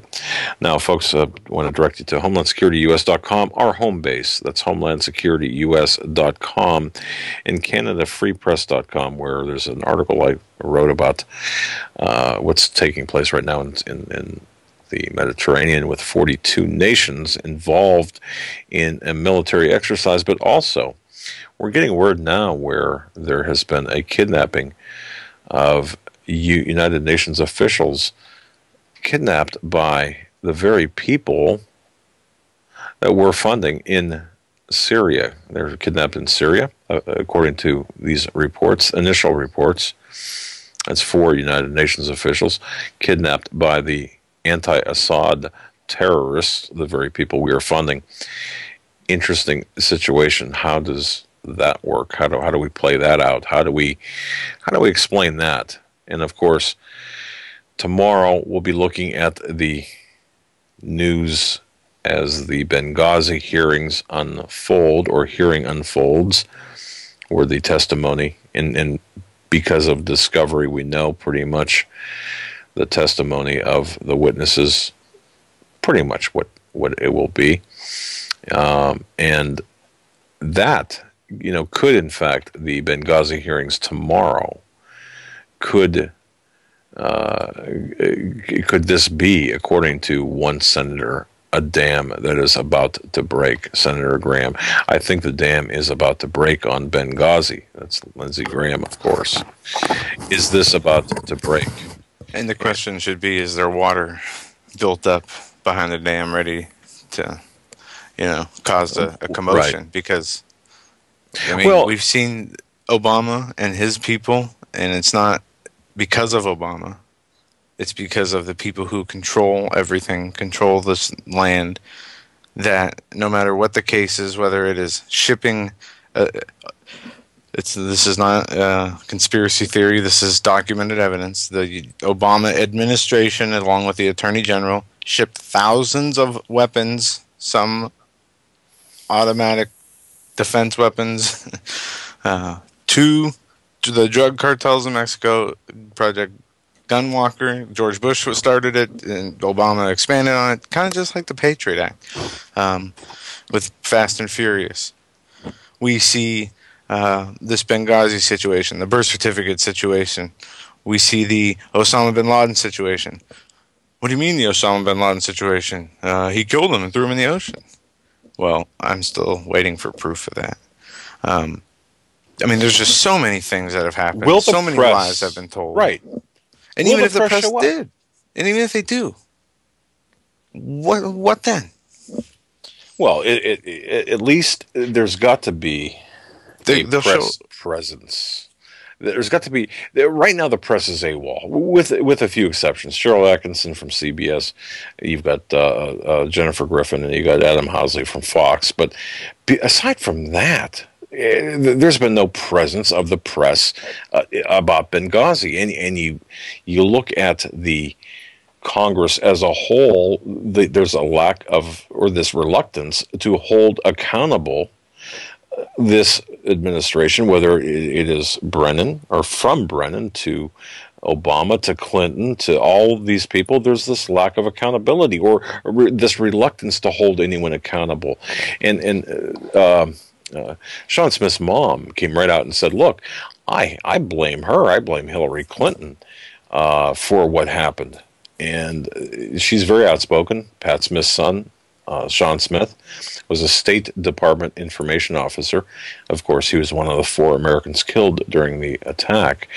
And there's a link via Drudge to Real Clear Politics there. There's a video of Pat Smith talking to Jake Tapper.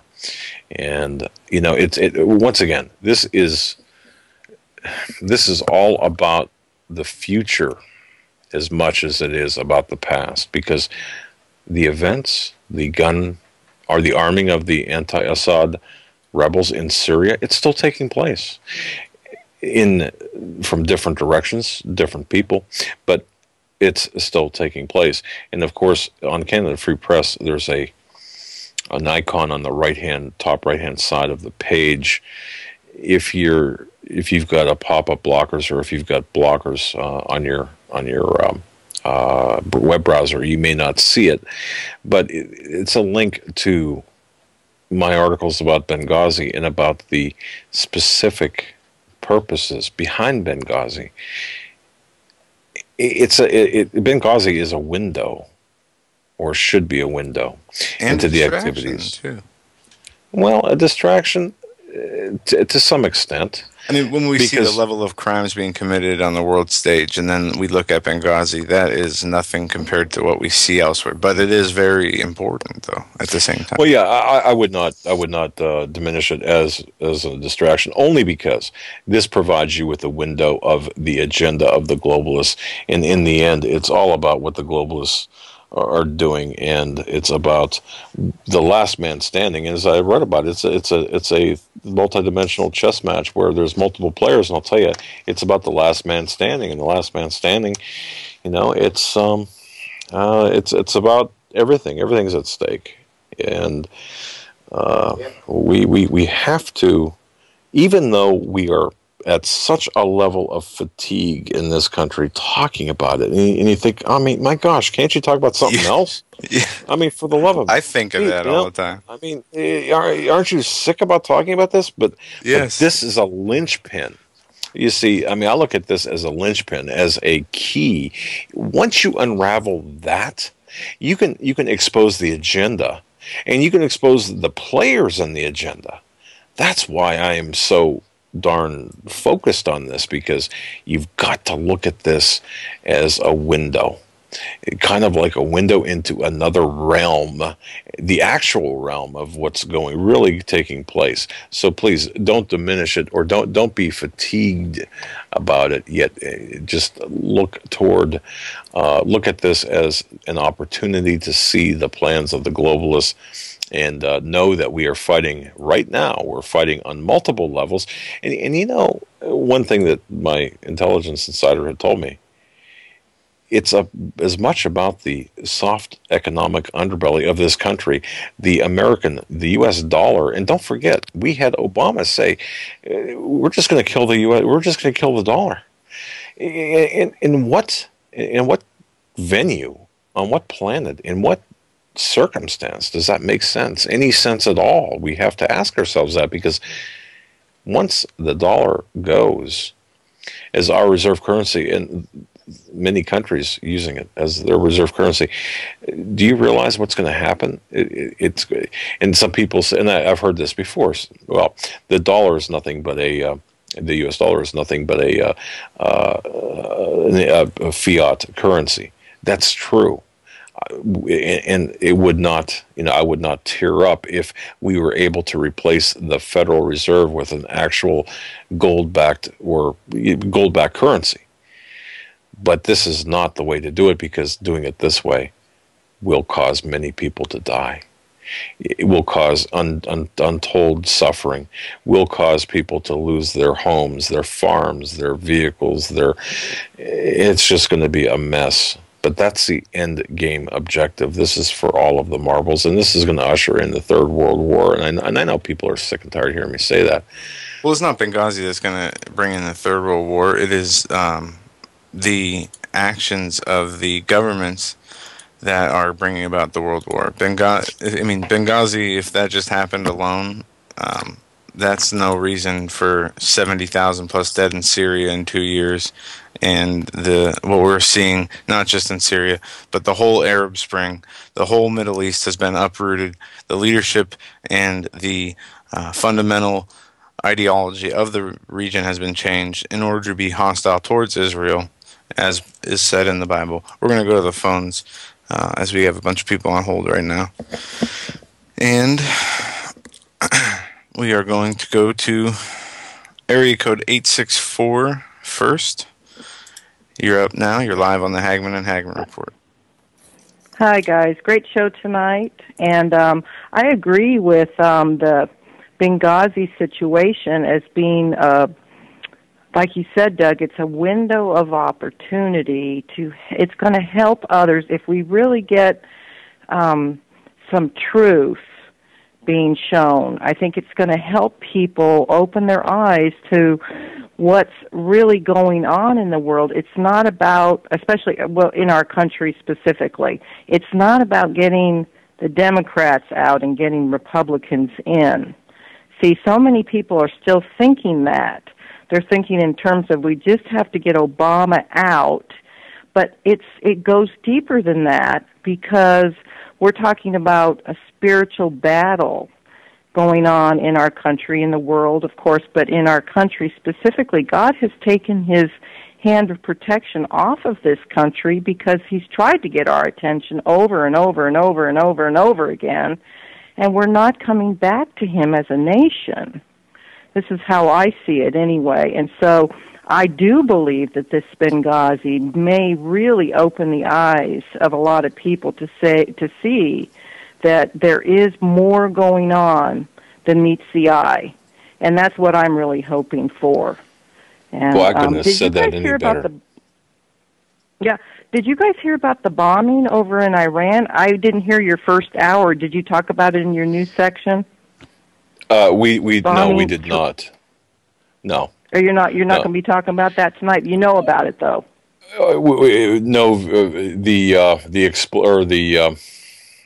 Yes. Now you're referencing specifically. You're referencing just so we're on the same page here. What about 12 hours ago? Yeah, Iran. What's that? This happened about 12 hours ago. There was yes, sir. About 12, okay. Yes, sir. We're looking. You haven't heard anything.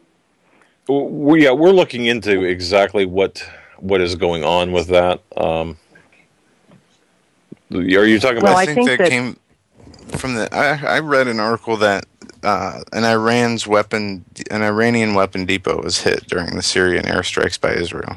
But that was just one thing I read. I didn't verify it or look into it any further, and I'm not sure. So. No. Well, so you heard that it was Israel that did the strike? That's what I'm trying to get at.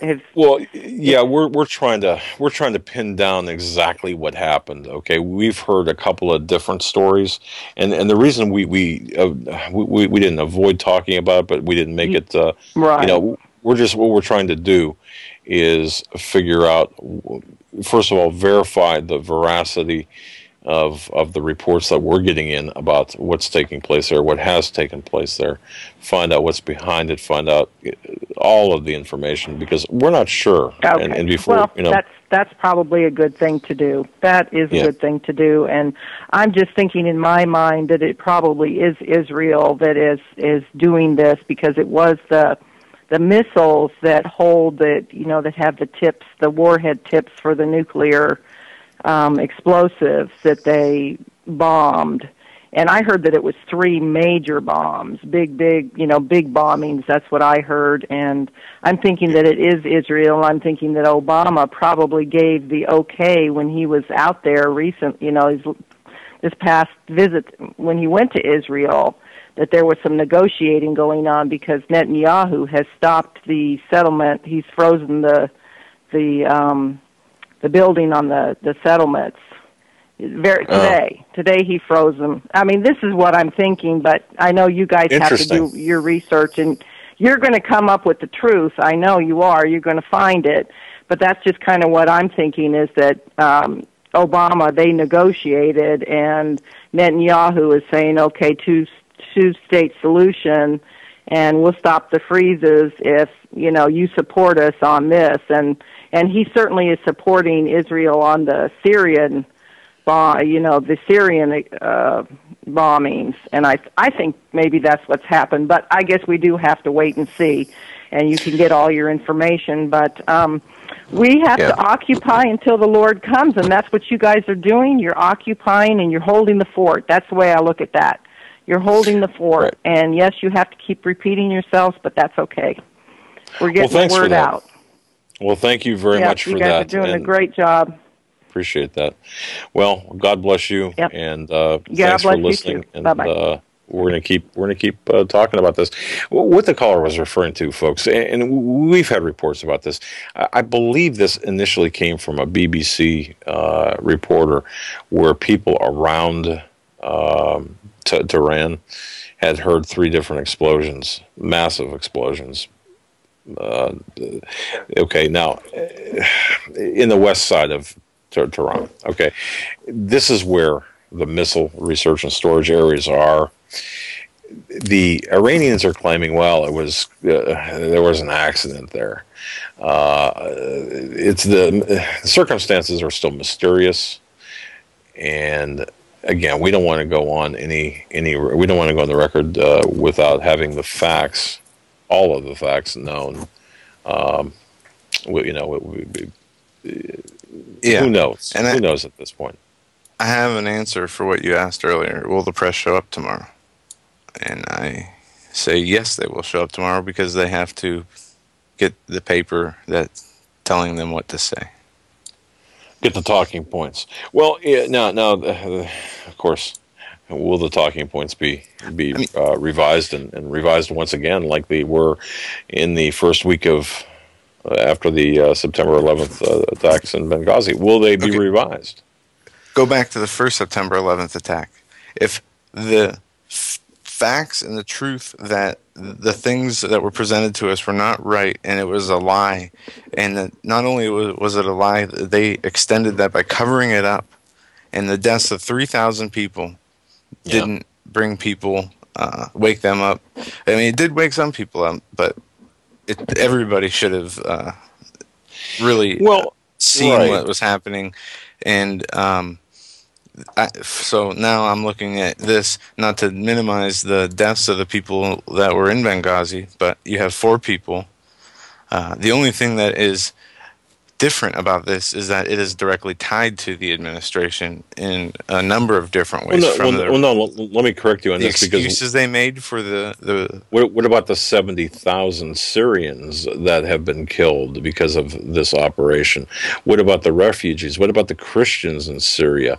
What about the internal strife? What about that's you know, I would say that is the New World Order. The Western, NATO, and evil elements, obviously. They funded the people. I mean, there were, 2010, I think, in January? It was fine over there. Now, 10 countries have been overthrown. Hundreds of thousands of people have been killed. You have politicians being assassinated all over the place. We're funding our enemy to the teeth with whatever they need, lethal, non-lethal aid. It's insane. Oh, it definitely is. And if people haven't already figured out the truth by now, nothing tomorrow that will be said or uncovered will do that. I don't think so. I disagree. I disagree wholeheartedly with that, because I think what we need to hear from the very people that were over there. We need the proper questions to be asked. We need the proper answers to be given under oath in a courtroom style setting or a committee style setting like this. I think that these answers must be given to the American public, and I think that the death of 4 Americans in a foreign land is no small matter. Whether it's 400, 4,000, this will lead to 4 million deaths if we continue on the course that we're going. So don't look at this as just one little small incident. Look at this as part of a larger plan, as you pointed out. As even you pointed out with respect to what's taking place. This is going to lead our actions, the overthrowing of nations, and the establishment of an Islamic caliphate, compliments of the Obama regime, is going to lead to a third world war.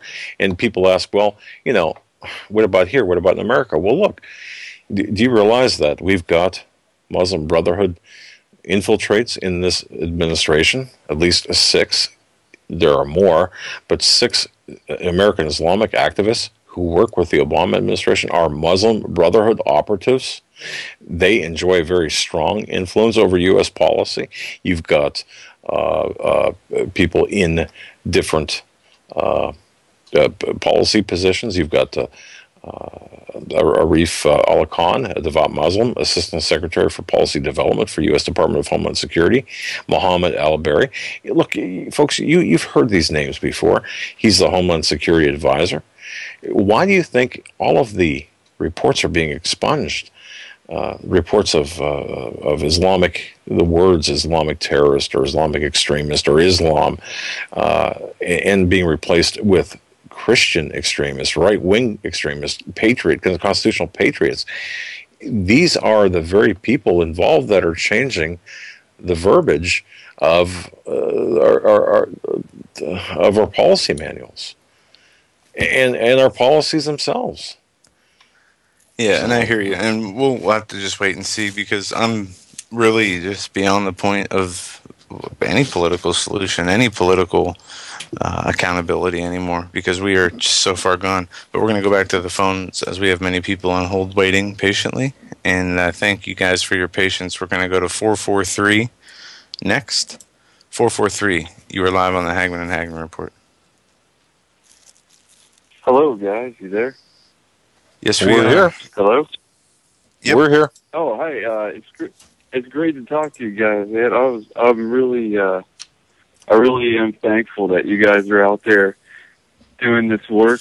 And boy, I had this dream the other night, and talking about Nathan Leo, and man, just my nerves are a little worked up. But I was in a movie theater, and this drone was in the movie theater scanning everyone, and it was like this very weird, like a bee or something in your ear feeling when it's scanning you. And I was like, this is so wrong. I'm not going to participate in this. And I smacked the thing, and it flew against the wall, and it smashed into the wall. And then suddenly on the movie theater screen, it came up on the screen, and it was like a warning. It was like, we need to find this man because he damaged this property or something, and it kind of made me into a criminal. And I was like, this is so crazy. This is totally crazy. I cannot understand why we're doing this. Why are we taking this? And I got up in front of the movie theater, and I saw everybody's face very clearly. And I looked at them all, and I was like, listen, it's time. It's time that we have to stop. We have to stop taking all this. We have to stand up. We have to do something. You can't just stand there and let all this go on. And then it got really weird, because then suddenly my stepdad, who I was in the theater with, he was being electrocuted by this large, like, demon alien looking thing. He had a gun or something that was electrocuting, like on Star Wars. And I was like, something just overtook me, like the Spirit of the Lord overtook me. And I just jumped in front of it, and I was like, in the name of Jesus, this will stop. And all of a sudden the electricity stopped, and the thing was stunned. Like he didn't know, like he was confused. And I took his weapon, and I started shooting this alien with his weapon. And then all of a sudden, like I was outside the theater, and I just looked up into the sky, and there were streaming down from the sky like a waterfall, a cascade of these demon alien things were just pouring down into the earth, and they were flying at me at a breakneck speed, like a speeding car, something. And I looked up, and I was like, Lord, okay, I started calling fire down from heaven like Elijah in my dream, and fire came down and it blew up some of them, but they just kept coming and coming. And then the Lord, I heard the voice of the Lord say, just go, take your family, go. And all of a sudden I was running through the streets in this town, and the street, it was like everything was empty. And it was like this very eerie feeling, like there was nobody there, but there was like a presence there that wasn't good. And I was just like, the Lord was showing me where to go, and I ended up in this house that I felt that the Lord was like, here, stay here and wait here. You're protected here. And then I woke up, and it was just, and I was like, oh my gosh, oh Lord, what is going on? And I've had so many visions and dreams. It's very, oh my gosh, it is just, I just pray so hard for everyone, for the world, and my family, your family. It's scary. It's scary, and it's overwhelming, Yeah, and that could have just been, forget about where you were and what was going on, except what was happening where you were being targeted, called the enemy. I'm not an interpreter of dreams, but from what I gather, it sounds like you're being prepared to be the the criminal when you're not. You're being prepared to be guilty also, when you're not. And also mention that I'm in the United States Navy at this time as well, and fixing to get out pretty soon. So it's kind of interesting, the stuff that has been put out there about veterans and Christians and all that I've been hearing. And I truly believe in the providence of God and the protection of God, and I don't doubt God whatsoever. But I just know that some things are about to happen in this place. I can feel it in the air. I can feel it. It's pouring my dreams. I see a vision of Obama signing something over saying that homosexual marriage was accepted in America throughout the land, like some kind of a federal, I can't think of the word, like an executive order, something of that nature. And then the Supreme Court decisions came out, because this was back last September that I had that vision.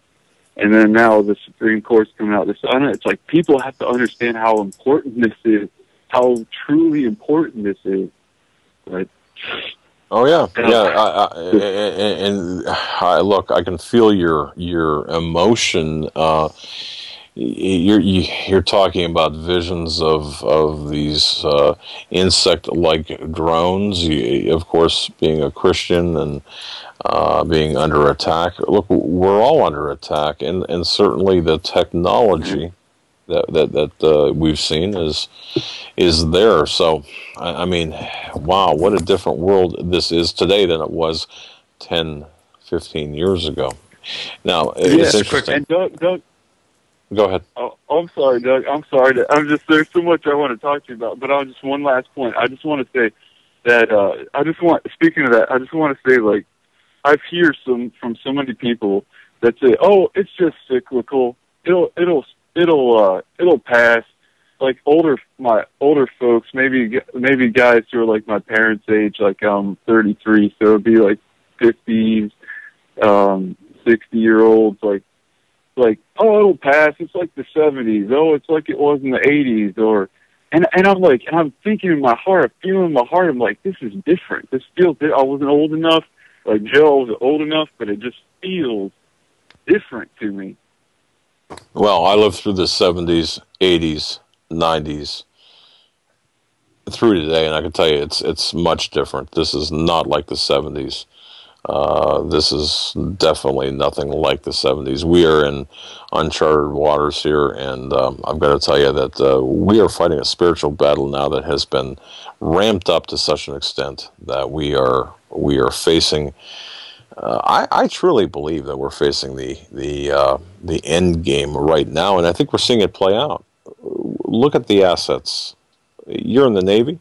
Look at what's going on right now with the 42 nations, the military maneuvers. I don't recall that happening. I tell people in the military, and they'd still like, oh, that's not World War III. No, and I'm like, don't you see it? Syria is not a little joke, man. It's not a joke. It's like, and they're like, I don't see it, and I'm like, oh, all right, well, I guess God help you then. Well, you sound like you've got. You're just frustrating. Yeah, no, it is frustrating. It's all of frustrating, but you sound like you've got yourself pretty well solid in terms of your observations, and I think you're right on. And I want to thank you so much for sharing what your very disturbing dream, by the way, but for sharing that, and thank you for your service to our country, and thank you for providing the information. Thank you so much. All right, my friend. God bless you. Have a great day. All right. God bless you. God bless you as well. And good call. Great call. Yeah, and I just want to let you guys know if you're hearing any kind of distortion, there's BTR just put up a little prompt saying we are currently experiencing issues with the Skype to listen connection. Listeners will need to connect to your show by dialing into the guest line. But you dial into the guest line with Skype. So what they should have said is you need to use a phone instead of Skype. Right, that's for people listening via Skype. So, all right. That said, let's move along with calls, Joe. All right, we're going to go to area code 901. Thanks for holding. You're up next. You're live on the Hagmann and Hagmann Report. Hey, I like that guy. Yeah. You there? Oh, yeah. Yeah. What's on your mind?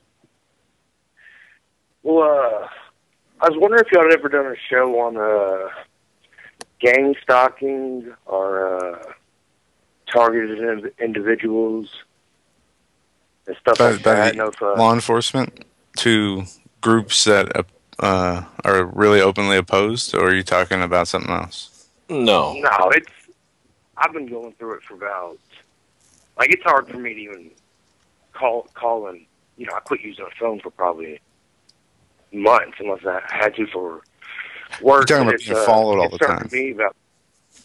What now?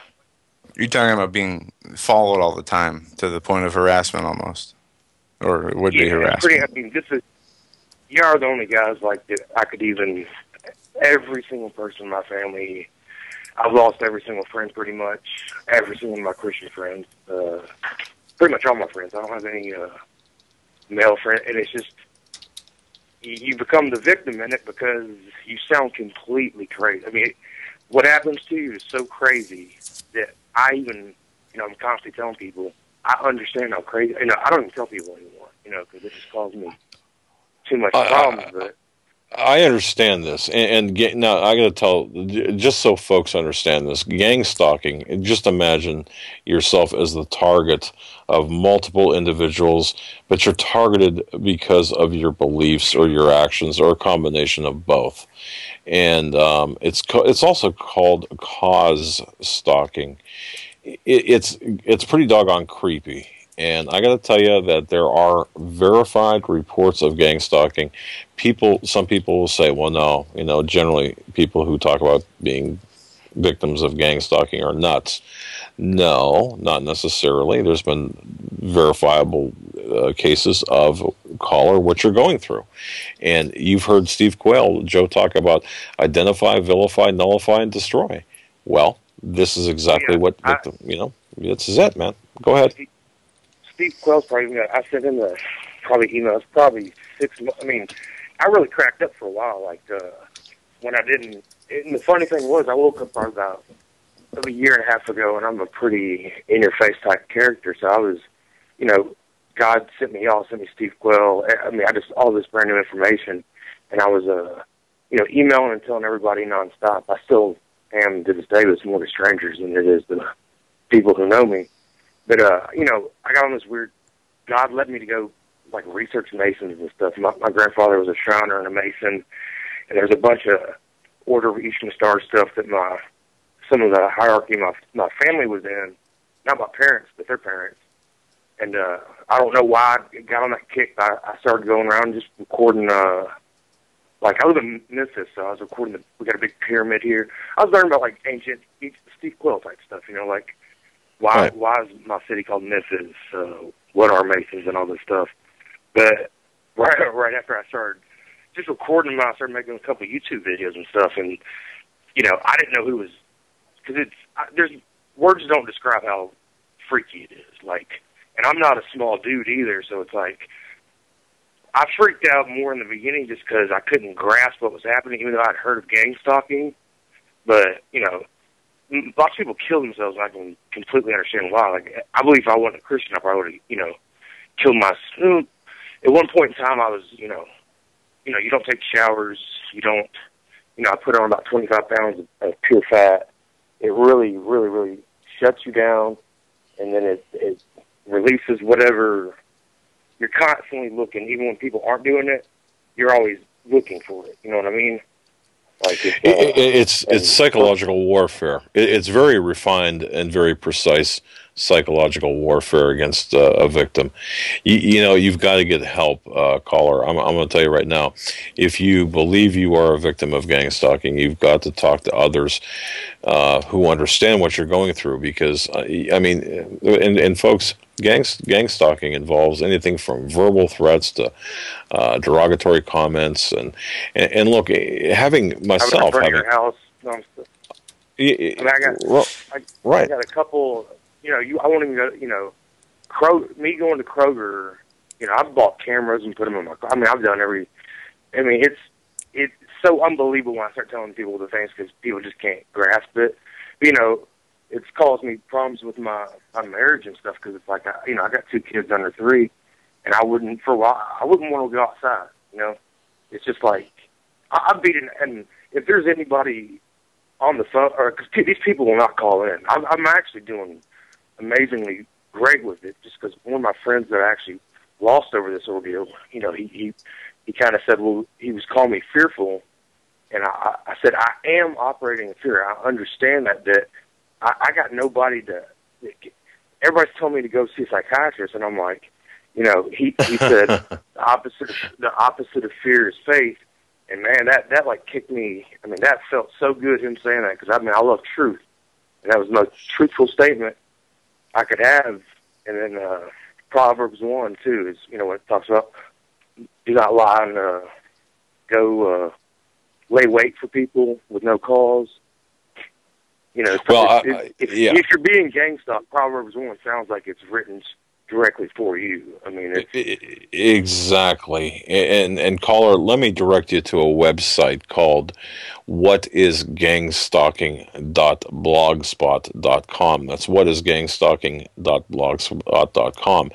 There you will find resources where you can get help for what you're going through. There's various groups, and once again, it's a very necessarily small community, but and this is a program all to itself, or should be all to itself, because I've done surveillance, and I've also performed things that I'm not proud of, but things that would have driven people just to the edge, to the brink of insanity almost in the past. Okay, because why? Because you can, and because there's a need to do that. At least in my mind, and that was my thoughts. I would really have have fun with the target or the subject I was performing surveillance on, and little things would just drive these people crazy. So you're not. I have to say this: you're not crazy. It does happen. I believe me. I know 100%. I know it's the realest thing on. I mean, my reality is. I mean, even with all the crazy things going on. I mean, just like that last caller's dream, which is pretty much probably going to be reality here pretty soon. Of where it gets even darker and darker. But the reality I've lived in for the last year, like I can't. Even when I walk home and they'd be playing catchphrase, it's like my reality. I just stepped out of into my house. My tortured prison. That I know these walls don't protect me whatsoever, but I find myself, sitting in my, not so much anymore, but I know it's a real thing. I mean, I had thousands of license plates written down. I mean, I was getting care. I started to one point, because I'm not a punk. I'm not trying to be prideful. I'm not a weaker person and not in a cocky sense.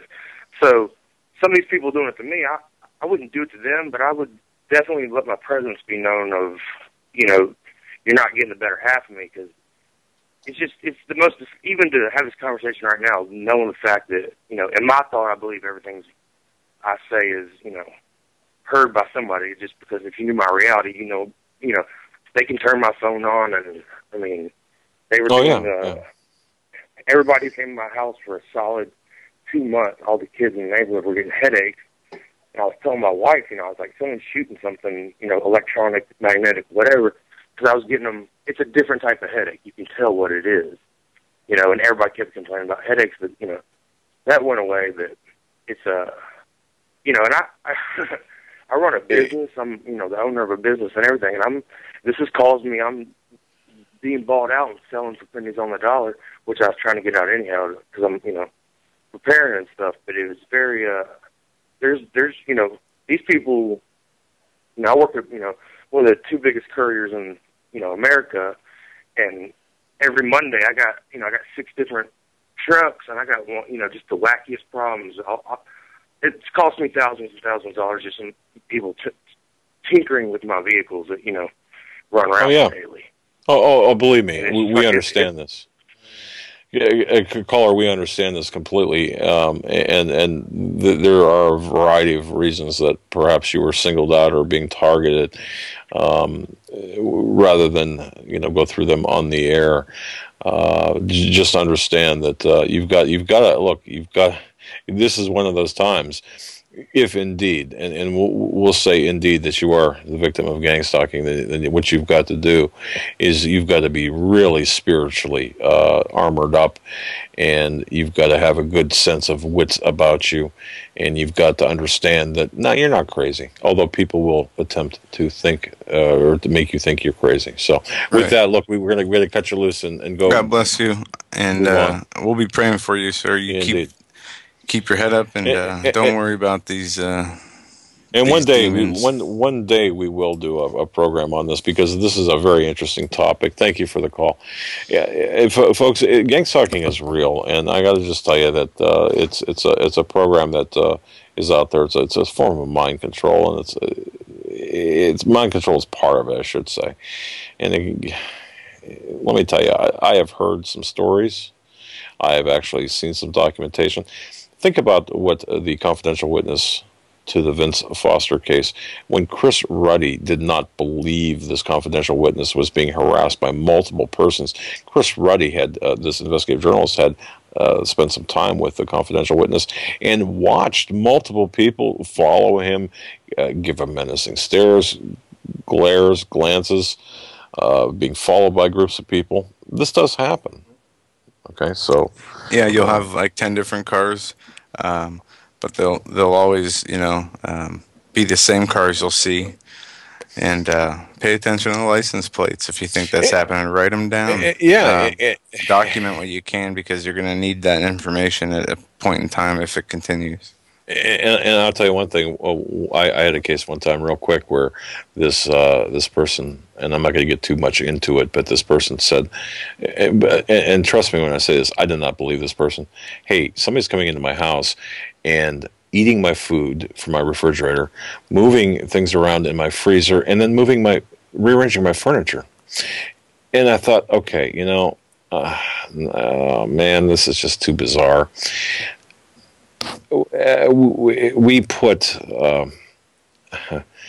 let's just say this, her ex-husband was actually attempting to make her go crazy. Okay, now that's not typically gang stalking, but you get the idea of you kind of get the idea. Mail being intercepted. You don't get a jury summons, for example, or your milk is left out on the counter when you go to work and you come back and everything else is in place, and you think, well, what? Did I leave this here? Little things that make you think you're going crazy. Trust me, it happens. Not a lot, not to the majority of the population, but don't discount what some people say. Because I've seen it. Yep. And I forgot about that Bill O'Reilly clip interviewing that atheist who wants to direct policy at the Pentagon. We'll save that for tomorrow. We're going to go to another call, as people have been on hold. I don't want you guys to sit on hold forever. 516. We're going to come to you. You're live on the Hagmann and Hagmann Report. Hi, how you doing? Very good. What's up? Great. My question is, why is everything a conspiracy in these last days? And how do you tell the difference between what's real, what's reality, just a spiritual, wicked world we live in, and what's going on in the natural that doesn't smell right, something that there's actually a plot against our intelligence. Well, go ahead. I'll say this. Why is everything a conspiracy, or seem to be? It's because these people aren't sloppy. These people are meticulously careful. like running the live drills, announcing the drills before all these terrorist attacks happen. These are not accidents. These are things done to screw with our heads. I mean, I really think that. It's to muddy the waters. Not everything is a conspiracy. And I was just going to say that. Not everything is a conspiracy. And you have to understand, too, Caller, a conspiracy by definition. In criminal law, for example, it's an agreement between two or more persons to commit a crime at some time. Well, I'm talking about the spirit of everything that happens isn't what it seems to be. Everything has an ulterior motive behind it. It seems like everything that ever happens has to have another reason for why it's happening, and it can't just be there's a wicked world and there's people who are evil and things happen to people just because, you know, the day we're living in. But we're living in the Great Deception, I think. Yeah, and this is the beginning of the Great Deception. I mean, if this isn't the Great Deception, how great will the actual Great Deception be that's spoken about in the Bible? And we know Jesus spoke about deception a lot in the last times. He talked about deception of people pretending that they knew him and they were preaching his gospel, pretending they were him, pretending to know things that are only heavenly, that only the Lord would know. But we also have the governments working behind the scenes. We have these. It's like a black network. We have a one world government, and it's a shadow government, and everything is wrong. What is right now, or what is wrong now? Right. Oh, I messed that up. What used to be wrong is right now. Yeah. Good is everything's evil is good. Yeah, but caller, it is a characteristic of the times that we're living in. We're looking at conspiracies. I mean, ever since the first, ever since day one. I mean, conspiracies have existed. Now, some people will ascribe conspiracies to where there are none, but you're referencing the spiritual realm specifically, along with the overlapping into the physical realm, if I understand it correctly.